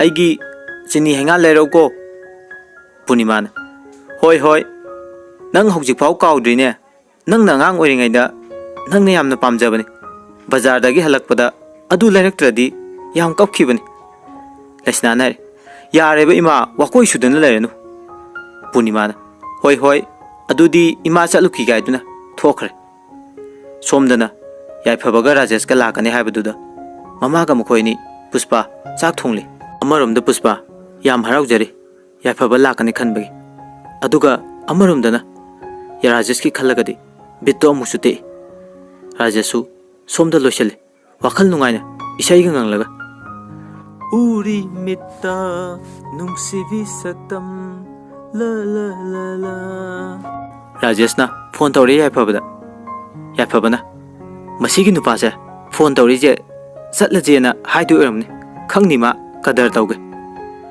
ꯌꯥꯏꯐꯕꯅ ꯐꯣꯟꯗꯣ ꯄꯥꯏꯔꯒ ꯇꯨꯃꯤꯟꯅ ꯂꯩ ꯔꯥꯖꯦꯁꯅ ꯅꯪꯕꯨ ꯉꯥꯎꯔꯕ ꯍꯥ ꯐꯣꯟꯗꯨꯕꯨ ꯁꯠ ꯄꯥꯏꯔꯛꯄ ꯀꯩꯗꯧꯒꯦꯕ ꯅꯪꯕꯣ ꯌꯥꯏꯐꯕꯅ ꯇꯞꯅ ꯈꯨꯝꯃꯦ ꯚꯥꯏ ꯑꯩ ꯉꯔꯥꯡꯗꯒꯤ ꯍꯛꯆꯥꯡꯗꯣ ꯉꯝꯗꯗꯅ ꯑꯍꯤꯡꯁꯨ ꯇꯨꯝꯕ ꯌꯥꯗ꯭ꯔꯦ ꯑꯗꯨꯅ ꯉꯁꯤꯒꯤ ꯇꯣꯛꯑꯁꯦ ꯑꯩ ꯇꯁꯦꯡꯅ ꯉꯝꯗꯕꯅꯤ ꯁꯥꯎꯔꯅꯨ ꯅꯠꯇ꯭ꯔꯒ ꯅꯪ ꯅꯃꯥꯟꯅꯕ ꯑꯃꯒ ꯇꯧꯔꯒ ꯆꯠꯀꯦꯁꯨ ꯆꯠꯂꯨꯔꯣ ꯔꯥꯖꯦꯁꯅ ꯀꯩꯅꯣ ꯅꯪꯅ ꯍꯥꯏꯗꯨꯕꯣ ꯉꯁꯥꯏꯅ ꯍꯥꯏꯗꯣꯛꯈꯤꯕꯁꯨ ꯅꯠꯇꯦ ꯑꯗꯨꯒ ꯅꯪ ꯌꯥꯎꯗꯅ ꯀꯃꯥꯏꯅ ꯏꯃꯥꯟꯅꯕ ꯑꯃꯒ ꯆꯠꯇꯣꯏꯅꯣ ꯉꯥꯎꯈꯠꯂꯛꯀꯅꯨꯀꯣ ꯏꯁ ꯑꯩꯗꯤ ꯀꯃꯥꯏꯅ ꯇꯧꯅꯤ ꯇꯧꯔꯤꯁꯤꯗꯤ ꯋꯥꯈꯜꯒ ꯅꯨꯡꯉꯥꯏꯅ ꯂꯩꯔꯨꯀꯥꯟꯁꯤꯗ ꯌꯥꯏꯐꯕꯅ ꯅꯣꯛꯑꯒ ꯅꯪꯒꯤꯁꯦ ꯅꯨꯡꯉꯥꯏꯇ꯭ꯔꯤꯕ ꯀꯥꯏꯗꯨꯅꯤꯅꯦ ꯍꯥ ꯍꯣꯏ ꯐꯥꯒꯤ ꯇꯧꯕꯅꯤꯅꯦ ꯏꯔꯨꯖꯕ ꯂꯣꯏꯔꯦ ꯔꯥꯖꯦꯁꯅ ꯚꯥꯏ ꯅꯪ ꯁꯤꯗꯤꯕꯀꯣ ꯑꯩ ꯑꯃꯨꯛ ꯅꯨꯡꯉꯥꯏꯍꯟꯗ꯭ꯔꯤꯕꯀꯣ ꯑꯩꯕꯨꯗꯤ ꯂꯣꯏꯁꯤꯟꯕ ꯂꯣꯏꯔꯦ ꯅꯪ ꯂꯣꯏꯁꯤꯜꯂꯕꯅ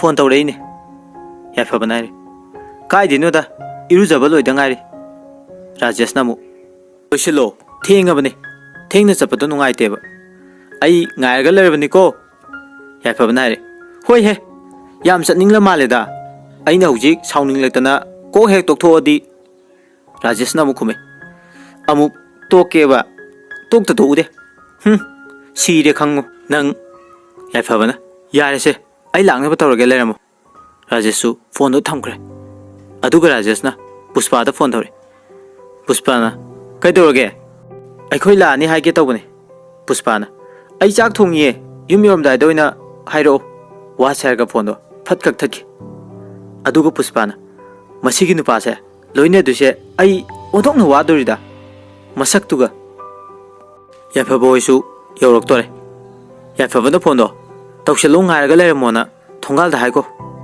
ꯔꯥꯖꯦꯁ ꯐꯣꯟ ꯇꯧꯔꯦ ꯄꯨꯁꯄꯥꯗ ꯌꯧꯔꯛꯇꯣꯔꯦ ꯑꯩꯈꯣꯏ ꯉꯥꯏꯔꯝꯃꯣ ꯍꯥꯏꯈ꯭ꯔꯦ ꯇꯟꯖꯥꯗꯨꯗ ꯂꯩꯁꯅꯥꯁꯨ ꯏꯁꯤꯡ ꯁꯣꯛꯀꯦ ꯍꯥꯏꯗꯨꯅ ꯊꯣꯛꯂꯛꯑꯦ ꯄꯨꯈ꯭ꯔꯤꯗ ꯂꯥꯛꯑꯦ ꯂꯩꯁꯅꯥꯒ ꯌꯥꯏꯐꯕꯒ ꯂꯝꯕꯤꯗ ꯊꯦꯡꯅꯔꯦ ꯑꯅꯤꯗꯨ ꯃꯤꯆꯥꯟꯅꯩ ꯂꯩꯁꯅꯥꯅ ꯌꯥꯏꯐꯕ ꯎꯕꯗ ꯌꯥꯏꯐꯕ ꯀꯔꯤꯅꯣ ꯅꯪꯅ ꯇꯧꯔꯤꯁꯤꯕꯣ ꯑꯁꯨꯛ ꯀꯨꯏꯕꯁꯦ ꯀꯩꯝꯇ ꯍꯥꯏꯔꯛꯇꯈꯩ ꯑꯩ ꯅꯪꯕꯨ ꯌꯥꯝ ꯋꯥꯔꯧꯋꯦ ꯅꯪ ꯈꯪꯗꯕ꯭ꯔꯥ ꯌꯥꯏꯐꯕꯅ ꯀꯅꯥꯗꯅꯣ ꯅꯪꯅ ꯍꯥꯏꯗꯨꯕꯣ ꯂꯩꯁꯅꯥꯅ ꯀꯩꯅꯣ ꯌꯥꯏꯐꯕ ꯅꯪꯉꯣꯟꯗ ꯅꯠꯇꯅ ꯀꯅꯥꯗ ꯑꯣꯏꯗꯣꯏꯅꯣ ꯌꯥꯏꯐꯕꯅ ꯑꯃꯨꯛ ꯈꯨꯝꯃꯦ ꯋꯥꯔꯤ ꯐꯥꯎꯗꯤ ꯅꯩꯔꯦꯍꯦ ꯌꯥꯝ ꯃꯥꯜꯂꯦ ꯅꯪ ꯀꯅꯥꯒꯨꯝꯕ ꯑꯄꯪꯕ ꯅꯨꯄꯥ ꯑꯃ ꯑꯣꯏꯔꯗꯤ ꯅꯪꯅ ꯍꯥꯏꯗꯣ ꯊꯥꯖꯒꯗꯕ ꯋꯥꯁꯦ ꯍꯥꯏꯔꯒ ꯆꯠꯊꯣꯛꯑꯦ ꯍꯥꯏꯔꯝꯃꯒ ꯄꯨꯁꯄꯥ ꯑꯩꯈꯣꯏꯗ ꯒꯥꯔꯤꯗꯣ ꯊꯧꯖꯤꯟꯈꯤ ꯂꯩꯁꯅꯥꯅ ꯌꯥꯏꯐꯕ ꯍꯥꯏꯅ ꯇꯥꯟꯅꯔꯦ ꯂꯩꯁꯅꯥꯅ ꯇꯧꯔꯤꯗꯣ ꯉꯁꯥꯏꯗꯒꯤ ꯄꯨꯁꯄꯥꯗꯤ ꯎꯔꯝꯃꯤ ꯄꯨꯁꯄꯥꯅ ꯂꯩꯁꯅꯥꯅ ꯇꯥꯟꯅꯔꯛꯄ ꯑꯗꯨꯗ ꯌꯥꯏꯐꯕꯅ ꯍꯦꯛ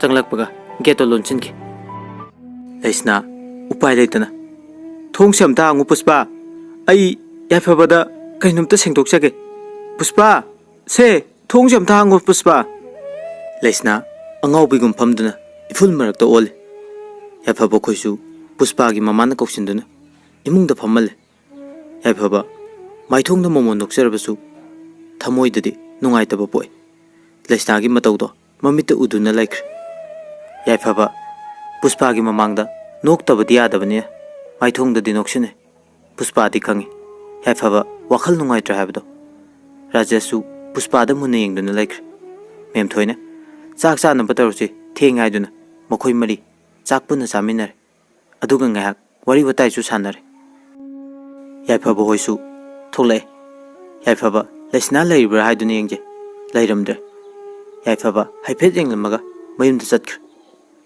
ꯁꯣꯝꯗꯅ ꯂꯩꯁꯅꯥ ꯋꯥꯈꯜ ꯅꯨꯡꯉꯥꯏꯇꯅ ꯐꯃꯨꯡꯗ ꯍꯤꯞꯇꯨꯅ ꯀꯞꯂꯒ ꯂꯩꯔꯝꯃꯤ ꯃꯇꯝ ꯑꯃ ꯌꯥꯏꯐꯕꯅ ꯂꯩꯁꯅꯥꯕꯨ ꯌꯥꯝ ꯅꯨꯡꯁꯤꯖꯈꯤ ꯑꯗꯨꯒ ꯂꯩꯁꯅꯥꯅ ꯍꯥꯏꯕ ꯋꯥꯁꯨ ꯌꯥꯈꯤꯕꯅꯤ ꯑꯗꯨꯕꯨ ꯉꯁꯤ ꯌꯥꯏꯐꯕꯒꯤ ꯃꯑꯣꯡꯗꯨꯅ ꯂꯩꯁꯅꯥ ꯌꯥꯝ ꯄꯦꯟꯗ꯭ꯔꯦ ꯌꯥꯏꯐꯕꯒꯤ ꯄꯨꯛꯆꯦꯜ ꯀꯔꯝꯅ ꯍꯣꯡꯈꯤꯕꯅꯣ ꯍꯥꯏꯕꯁꯨ ꯈꯪꯅꯤꯡꯉꯤ ꯑꯗꯨꯕꯨ ꯂꯩꯁꯅꯥꯒꯤ ꯋꯥ ꯌꯥꯏꯐꯕꯅ ꯇꯥꯗ꯭ꯔꯕꯅꯤꯅ ꯀꯅꯥꯗ ꯍꯥꯏꯔꯨꯅꯤ ꯎꯄꯥꯏ ꯂꯩꯇꯦ ꯃꯊꯟꯇ ꯆꯥꯛꯅ ꯀꯞꯄ ꯅꯠꯇꯅ ꯃꯇꯝꯗꯤ ꯁꯨꯝ ꯍꯧꯈꯤ ꯄꯨꯁꯄꯥꯒ ꯔꯥꯖꯦꯁꯀꯗꯤ ꯄꯥꯎ ꯑꯗꯨꯝ ꯐꯥꯎꯅꯔꯤ ꯄꯨꯁꯄꯥꯅ ꯔꯥꯖꯦꯁꯇꯒꯤ ꯄꯩꯁꯥ ꯌꯥꯝꯅ ꯂꯧꯊꯣꯛꯄꯤ ꯃꯥꯕꯨ ꯄꯥꯝꯖꯔꯦ ꯍꯥꯏꯗꯨꯅ ꯍꯥꯏꯔꯤꯃꯈꯩ ꯌꯥꯔꯅꯤ ꯍꯥꯏꯗꯨꯅ ꯃꯥꯒꯤ ꯑꯋꯥꯠꯄ ꯄꯩꯁꯥ ꯄꯨꯝꯕ ꯔꯥꯖꯦꯁꯇꯒꯤ ꯂꯧꯕꯤ ꯔꯥꯖꯦꯁ ꯈꯣꯏꯒꯤ ꯏꯃꯨꯡ ꯅꯨꯡꯉꯥꯏꯕ ꯏꯃꯨꯡꯗꯤ ꯅꯠꯇꯦ ꯑꯗꯨꯅ ꯄꯨꯁꯄꯥꯅ ꯍꯥꯏꯔꯛꯄ ꯄꯩꯁꯥ ꯈꯨꯗꯤꯡꯒꯤ ꯊꯕꯛ ꯁꯨꯗꯨꯅ ꯅꯠꯇ꯭ꯔꯒꯅ ꯃꯃꯥꯗꯒꯤ ꯂꯧꯔꯒ ꯑꯣꯏꯔꯕꯁꯨ ꯉꯝꯅꯕ ꯄꯤ ꯅꯣꯡꯃ ꯄꯨꯁꯄꯥꯅ ꯔꯥꯖꯦꯁꯇ ꯂꯨꯄꯥ 5,000 ꯄꯤꯌꯨ ꯍꯥꯏꯗꯨꯅ ꯍꯥꯏꯔꯝꯃꯤ ꯔꯥꯖꯦꯁꯅ ꯑꯩ ꯊꯕꯛ ꯈꯔ ꯆꯠꯈꯤꯒꯦ ꯑꯗꯨꯒ ꯄꯤꯒꯦ ꯍꯧꯖꯤꯛꯀꯤꯗꯤ ꯂꯩꯇꯦ ꯍꯥꯏꯔꯛꯏ ꯄꯨꯁꯄꯥꯅ ꯁꯥꯎꯔꯒ ꯍꯥꯏꯔꯛꯏ ꯌꯥꯔꯦ ꯅꯪ ꯑꯣꯏꯔꯣꯏꯗꯕ ꯅꯨꯄꯥꯅꯤ ꯑꯩꯅ ꯄꯩꯁꯥ ꯈꯔ ꯍꯥꯏꯕꯒꯤ ꯑꯩꯕꯨ yam mamal leitana lawganu yare nang wa sayarga Puspa phone do thamkhre Rajesh phone adum tawre adubu Puspa na phone ado sungpai pairaktra Rajesh na saukhre khangbadagi message oina thare nangi paisa do hayeng pirege soidana asumna message so thare Puspa ngasai ki Rajesh na phone tawbudo paidabani Rajesh na paisa pirege haibuda message to hal hoine adumaina ngasai na hairadi ai saukidro hayeng pung 12 dai da law paisa do piba Rajeshu hoi haidun message to hal somdana Rajesh mathai hamna sare mama dagi lawgodabsu mama na insang khara khara yolaga mokoi gi imung do pubani na haiba ngamdre yaphobada hangadoksu ikairame Rajesh upai leitreduna magi phone do yon thokle lupa lising tareta Puspa da pinaba lising manga khaklaga arembaduna phone keypad macha ma lei aduga yaphobada phone tawre yaphoba ngayak lerga Puspa khoidam ta chaminaruse yaphabana hare ba aidi sanglaro nang aigi garise purgoina chalo hare Rajesh na hoi nang sangdrabani na kamdawni ithanda chatpa tare dana yaphabana hare bai nang saunu ko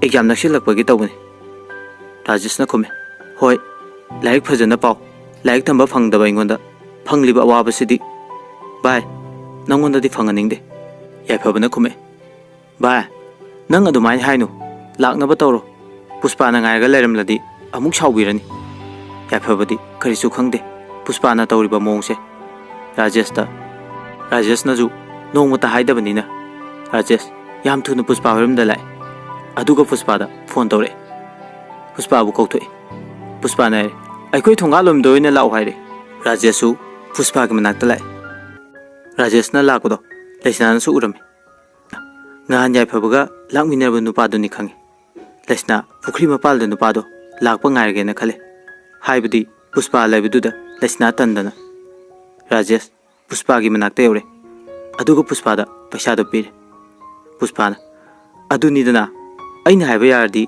se nushire ado ai thabak athuba ma leire aduna chatlobana kona muk unarse Rajeshu hoi chatlage horen phone tawru ko Puspa na hoi ba chatlo haibane Rajeshu chatlaga haiduna gari do thauba hore lesna ngasai dagi Rajesh bu lakpa ngairamane Rajesh lakpa ubada lesna chenthore aduga Rajesh bu amta ngaibi ko haiduna khamle Rajeshu tungmang yengduna kana laksanu mana haijibu aingonda haiduna yengi lesna na nangne aina ngai khona haise wa amta haige Rajesh na kari haiga dabano lesna na haire nangbu nahan Puspa khoida yaphabaga changakhibato natro Rajesh na mane nangsu numituda lambida thengnakhibado natro lesna na khume mane ai nangoda wamta hangena nangbu ngairamini Rajesh na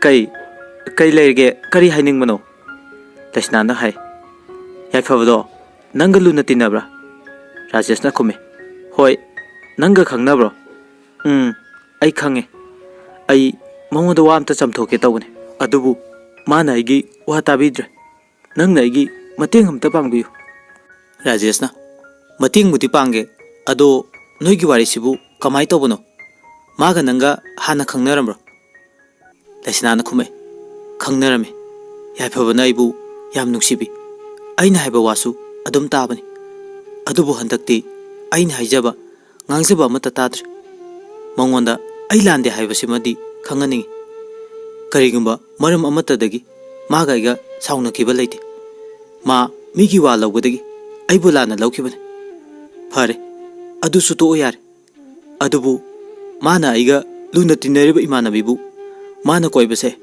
ai simadi tasengne yaningde koigesu atopa lamdagi koyaningi magise aigi mangda lenaba male haiduna mathai nungaitana kape Rajesh lesna gi matawdo nungairamde Rajesh na nang kaimta khangenu ai nangi nateng soiduna pange ado mana nupi koire haibase thadi thajadeda nongmuta nupi gi wa sanaba ude nupi angangi warasu sadi khangni ma ai tawge lesna na khume phare adudi ai muk chatlage Rajesh na amta ngai ko nangi ming Kari kauge Lesna na khume Aigi ming Lesna kawe Rajesh na Ado nangi number piramo Lana di khangenu Aina pause Tammi tamde Mana kari harake habado Ai pau phorake Aduga na khoini wari chano Lesna su Hoi haiduna magi number do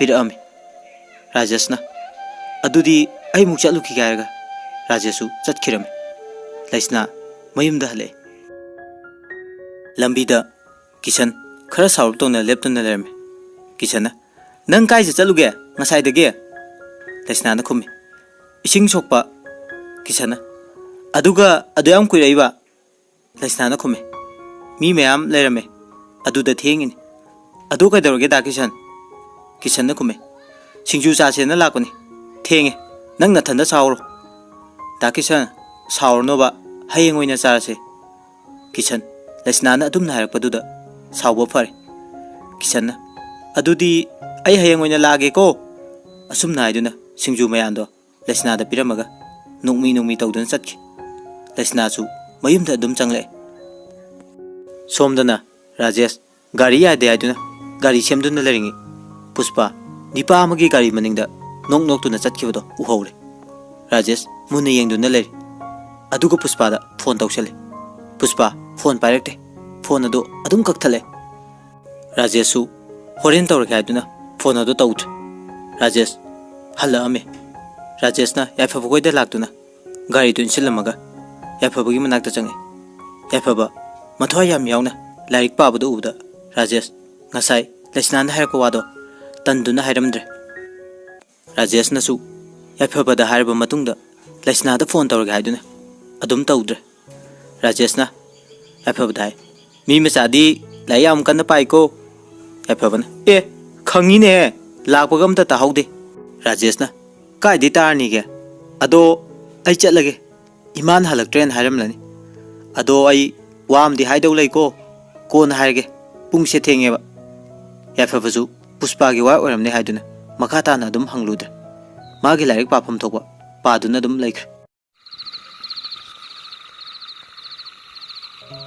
Numidang chak toknare Rajesh phamungda changle aduga Puspa da phone tawre adubu Puspa di waiting lerme Rajesh ngasai di khara sauningbaga amuke henna saukre Rajesh phone do hanjan tawsele adubu Puspa na phone do adum kakthale pung ani muk lerega Puspa Rajesh da phone tawre Rajesh saurgai ngasai degi wari sanari do kanano Puspa na imana bine luhongdore aduna Saksana jena hainaba Rajesh na aduga aduyam kuina waiting leba Puspa na khume aikhoi imana bi khara conference pina duna wari sana badu ta tawun Rajesh na mung makhatai aduga ngasai nupa amaga harauna noktuna chatli duna kadaida Puspa na nangdi kamaina uriba Rajesh na hare ai lambi da kariya de na tawningai nangna chatkibada urini Puspa na mukhume aikhoi ba chauki machane bazar da pot ama leiminar sena chaminari ne Rajesh na khumbadi haire ne nangam na ba adum khumo ko nang wasai duna yam kana saur Puspa na o ai nai se nang yam thaja dabi wani ne ha thaja dri phare kaino Rajesh na Puspa nang asing bayo nang na sing bai bada ai ke su saur Puspa na ai bu thaja draba natro thaja dradi amu hana phone tawakana aingonda aisu tawroi Rajesh asaw ne man kibana tawroi aisu tawroi kada bai tawak tuba lupi bu na thandro wa saiduna phone do phat kak thatki Puspa na phareda nungaire nahan ke yamna chayena na lermani ngasi deidi wai changnani nungaire da haiduna phone do mon makha da thamduna Puspa tungkhr somdana Rajesh tumthaba yaramde Puspa ga saunabadu pung amadi tarakle Rajesh pung ama tarakpadagi adum tapna tumthakre nongalaga Puspa da phone tawi sungpai pairaktre ayuk angan badagi phone do adum tawsale adubu sungpai paidre message oina mukthai ai soikre ai lale ngarangi do sauning bagi tawkibane ani Puspa adu phau message halaktre Rajesh thabak chatabadi adabanya thabak chatkre somdana Kishan Lesna khoida lai Kishan Laisnabu kaure. Ho Laisna! Ho Laisnau! Asumna kaure. Laisna Kisanna kauba tabada chenthore. Laisnana Da Kisan la abo. Adudi ai siju me lauthoki ke ko wa seram laga imung da changkhr. Kisanna khal ai ngasidi Laisna ge mhamda nungsi soidan harage. Laisna su imung da ge thole. Aduga phak ama thaduna singju mean cheminare. Kisanna re indom sadi kai chathi ge. Laisna na khume ima hoi sorat ama satni na satki. Kisanna tan chap chare du de hai na khale. Laisna singju meando sembalorduna singju du subaure. Aduga loiraga makhoi ni chaminare. Kisanna Laisna kadauge da Kisan ai wam thage nang yagadro. Laisna na hayo da Kisan aibada kaigi yaroiduno. Kisanna nang asengba yani ko. Laisna na hoyeba ko hairoba yare morok na morol ma sabane. Kisanna Laisna da munna yenglaga. Laisna ai nangbu thamoi sengna nungsi. Laisna singju charambado khanga hare. Aduga kayeba da Kisan. Kisanna ai nangbu nungsi haiba. Laisna na da Kisan taningdre khairanu. Kisanna muksu khaiba nate. Ai nangbu nungsi haigena khanbase koire. Ado nang yade hairko yaroi ko. Hayeng ba khumpiro. Ai lake haiduna phuk hogotuna chatke. Kisan nungsi phongtokra haiduna ikaina chancha chatkre. Numisu tarakle. Somdana Rajesu thabak subhale. Rajesh Puspa na message halamani khanduna phone du yenglu. Adubu message amata lemde. Rajesh message halakani khanduna harauramadu harau khidre. Puspa da mu phone tawre. Ngasa ayuktagi phone do tawrakpaduna numindang phawba phone do pairaktre. Rajesh kappa haurakle. Nupa oijarabsu Rajesh ti kainabagi awabado khangjadribanina. Puspa ga kitang saunabada Rajesh yamna kape. Puspa gi wahaido adum ningsingduna laikre. Rajesh na nupi gi thamoise angakpani ko. Aina nafamda thamliba thajabasing aduga nanga tokthorei ga onthokna stana khidre.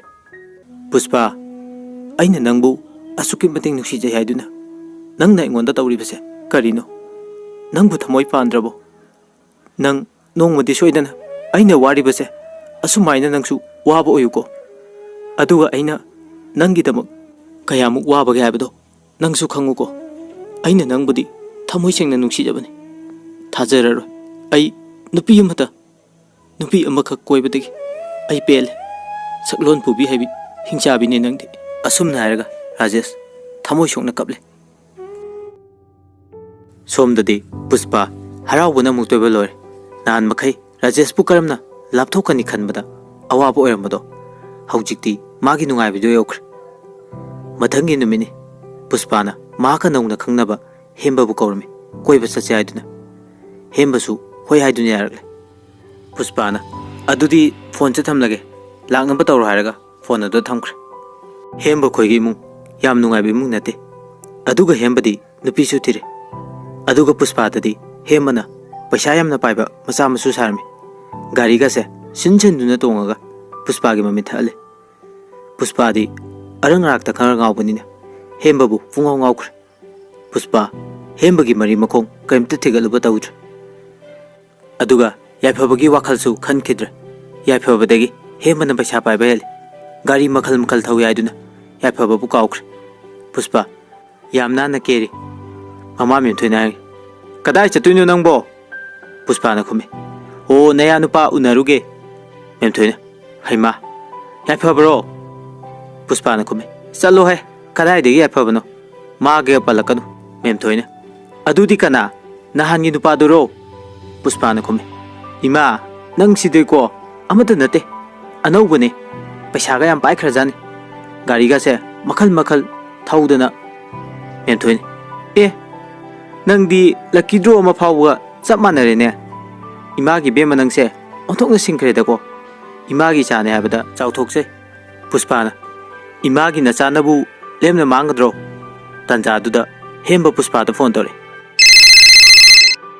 Puspa phone pai khale hema naire थोलक्ट्रिबो I ngai lere Puspana loire he thole haiduna phone ado thamkhre aduga mamada ima ai chalu ki haiduna Puspa thokre Puspa ga hemaga koiba chatkre somdana kisansu lesna tholok pangai ngahak lere ka lesna sana buluma pairaga ising thokpa thole lesna kisanu buda yam ikairame lesna nonda duna dum chale kisana lesna ising chok tuiro lesna su kume hoi da kisan kisana aina hai ke bado kamai tau sai no lesna na da kisan ai madugi wado ya bangam kiro ai angang yam oire kisana kume kadai dege angang no nangbo aina di angang na tre khalaga haire ni lesna na kume taning de go yam kisana asidi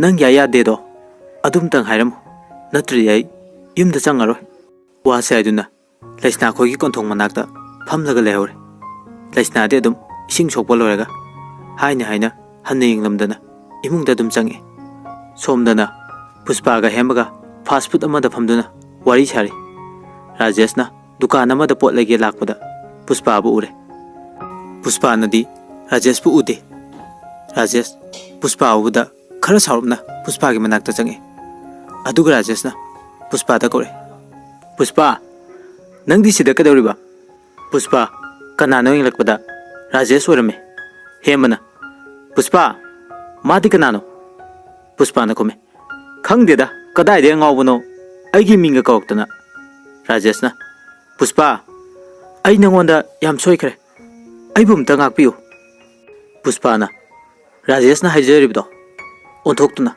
hawgatlaga chatnaba tawri Puspa na re lao hemba chatnaba tawri tuna asumna chatnaba tawringe Rajeshna Puspa nang amta ngai khwai duna Puspa gi khudangdo haipetang pairui Puspa na Rajesh ki mamaida khupakna thaki duga yam thina sungang hemba namu mi usite aduna Rajesh pu phubi Rajesh yam thina soe mamai mamit loina ina pungang ngang Puspa na yar hemba chatla jai dun mukoi ni mayum nom da lai yai phabana exam halakpada mi myam umsin dun lebdu ure yai phabana kaino haidun ne yengbada Rajesh oirame yai phabana Rajesh pu doctor da pukre Puspa su mayum da yore hemba su chakre nakan amarom kisan su lesna khogi konthong mapada adum leiri numidang waram yokla phawbada lesna gi mama ponima na halakpada haima kisan nangdi ke dawriba konthong sidadi sanglo udana kisan na khume inomsa lesna ngairamane lesna na konthong da leiramona ma kainom lokthog gai duna changkhibane ponima na adu nangbu yumda changaga ngai bisu yabani fare fare adudi inomsa kokthopirage ko kisana ho inomsa punimana masa lesna bu kaure hey lesna o lesna lesna na khume kaidorgi ma numidang waram sida adu kanna kauri dubo punimana haima nangna kisanda kainom lokthoge ngairamo haiduna hairamena kisandi ngairga lehori aduga nangna imungda kaidoriba lesna gyan tare ngasai kisana magi bakhomama tadri pau yumda haloi habado lesna na ima aidi kaurure punimana nang sidibo ko aiduna imungda changke lesna kisan gi manakta laga da kisan kaino nangna torisibo asuk thenglas pau kaidorinu sida kisan na khume aina ngasai haiduni aidi haloina lesna na muhairi yumda haloba thenge base kisana aidi haloi aduna hallu sunga yadre lesna upai leraktre lesna na tapna ire da kisan migi mamangda yam phajadre hojikse aduna nang ngasigi di chatloba aduga heng nungthil pung 3 adaida ai sing sokpa tholake aduda ai soidan harage ngasigi di nang chatlo kisana khangde aidi sungcha chalo nangna nungsi haidre pau lesna na yaro khangbadagi hoyeba yare chatlo kisana lesna asengba lesna jukum asengbane ado yumda haloba kisana Hoi, hallage do. Nang na ai yumda chatnabane na haijin bor madi yaroi ko hayeng nongalaga.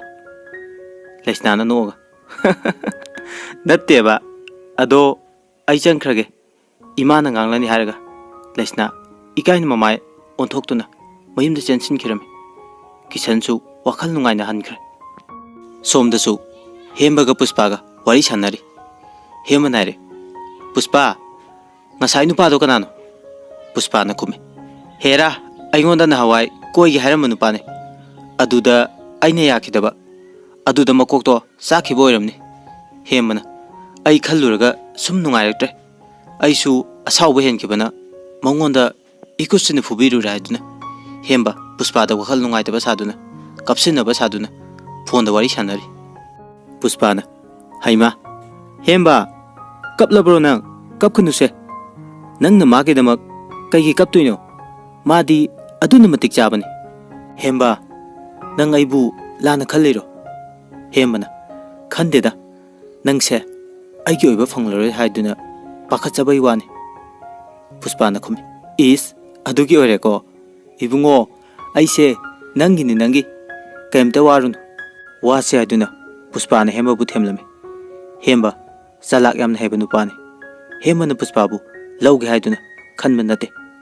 Puspa gi maram na thumbu kalaktuna tawriba ngaktani. Puspa di khangjade.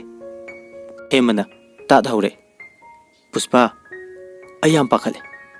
Ai wa ma haige. Nang yagadra. Puspa na hairo. Hemba nang na habadabu aina yadaba yaukhrabo.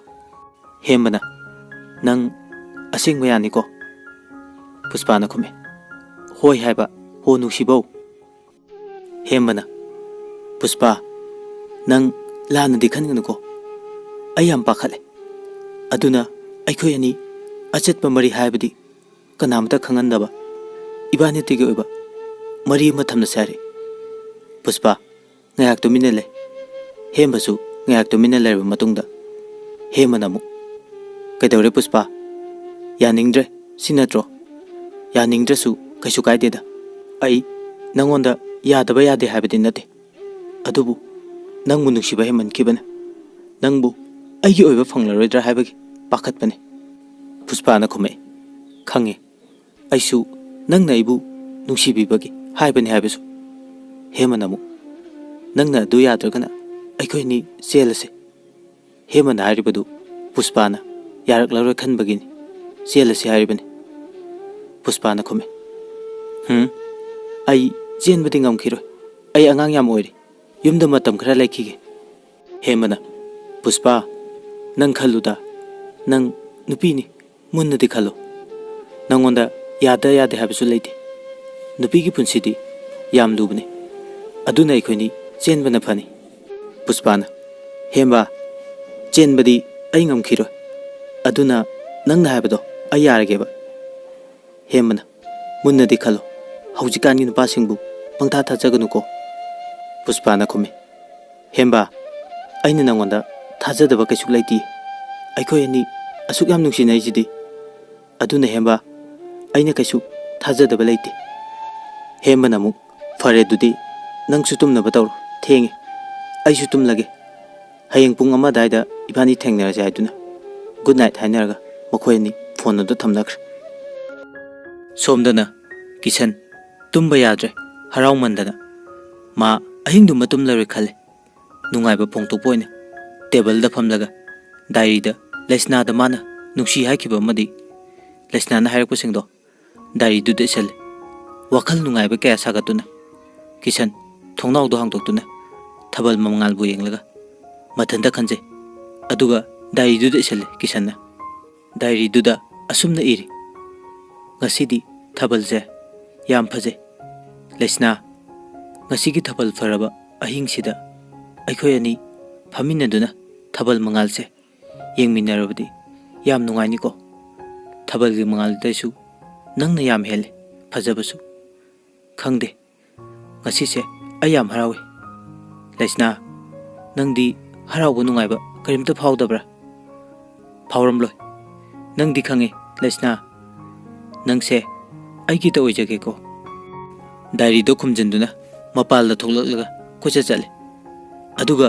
ꯏꯁꯩꯁꯨ ꯉꯪꯂꯦ ꯑꯁꯨꯝꯅ ꯌꯦꯡꯖꯩ ꯅꯪꯁꯦ ꯌꯦꯡꯕꯒꯤ ꯄꯦꯟꯕ ꯅꯥꯏꯗꯦ ngawjay ngawjay mitkub khuding nangtagi wakhalda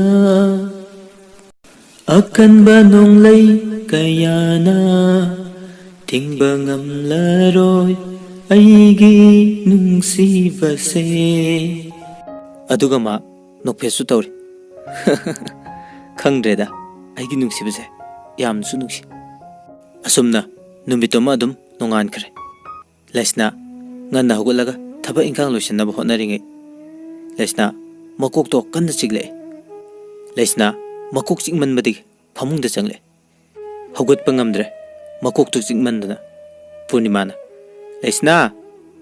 lesna hagolo ne nangbo haiduna lesna ge ka da changle lesna na ima ai kok chingmandana hogot pangamdre kaidorabno khangde asidi Purnimana Pare Pare adudi potha jaro Nasado nungaitradi amuk narakani Ima irulu jaruki ke ko chak thongnaba potha rawaiduna Purnima thokre Lesnana Daki sandubu man haisibu asing bore jalne asing madi malida khangdreda aichu yarena hairgum su to onthokna di kai khreda ko Lesna nangna tawrisibu chumlibra Lekai gi nabungsida Ima hoina khanglagana kamdawni aidi aduga yaifabagi wama tadradi aina lawriba phirepse chumlebra aidi magumna di tawningde asengba chumba madi khanglaga thabakse tawbana di fai nahan gi nupaduda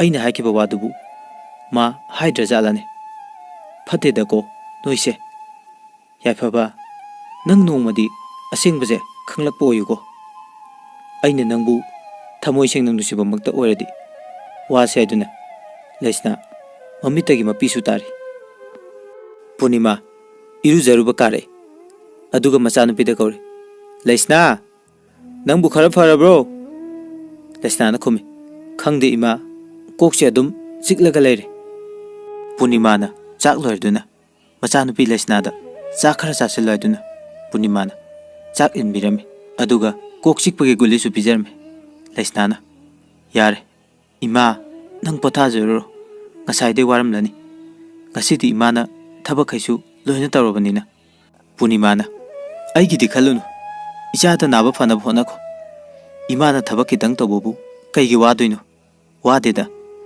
ima ahal khara unarukhi lakleba thasida nababunga nopagi ge usop ama katkena khale potharo phajana Ima ngayak chatluki ge ko Lesna na khumi hoi ima thongdu khitang ngasin biram Purnimana lekai ge han unaba chatkirame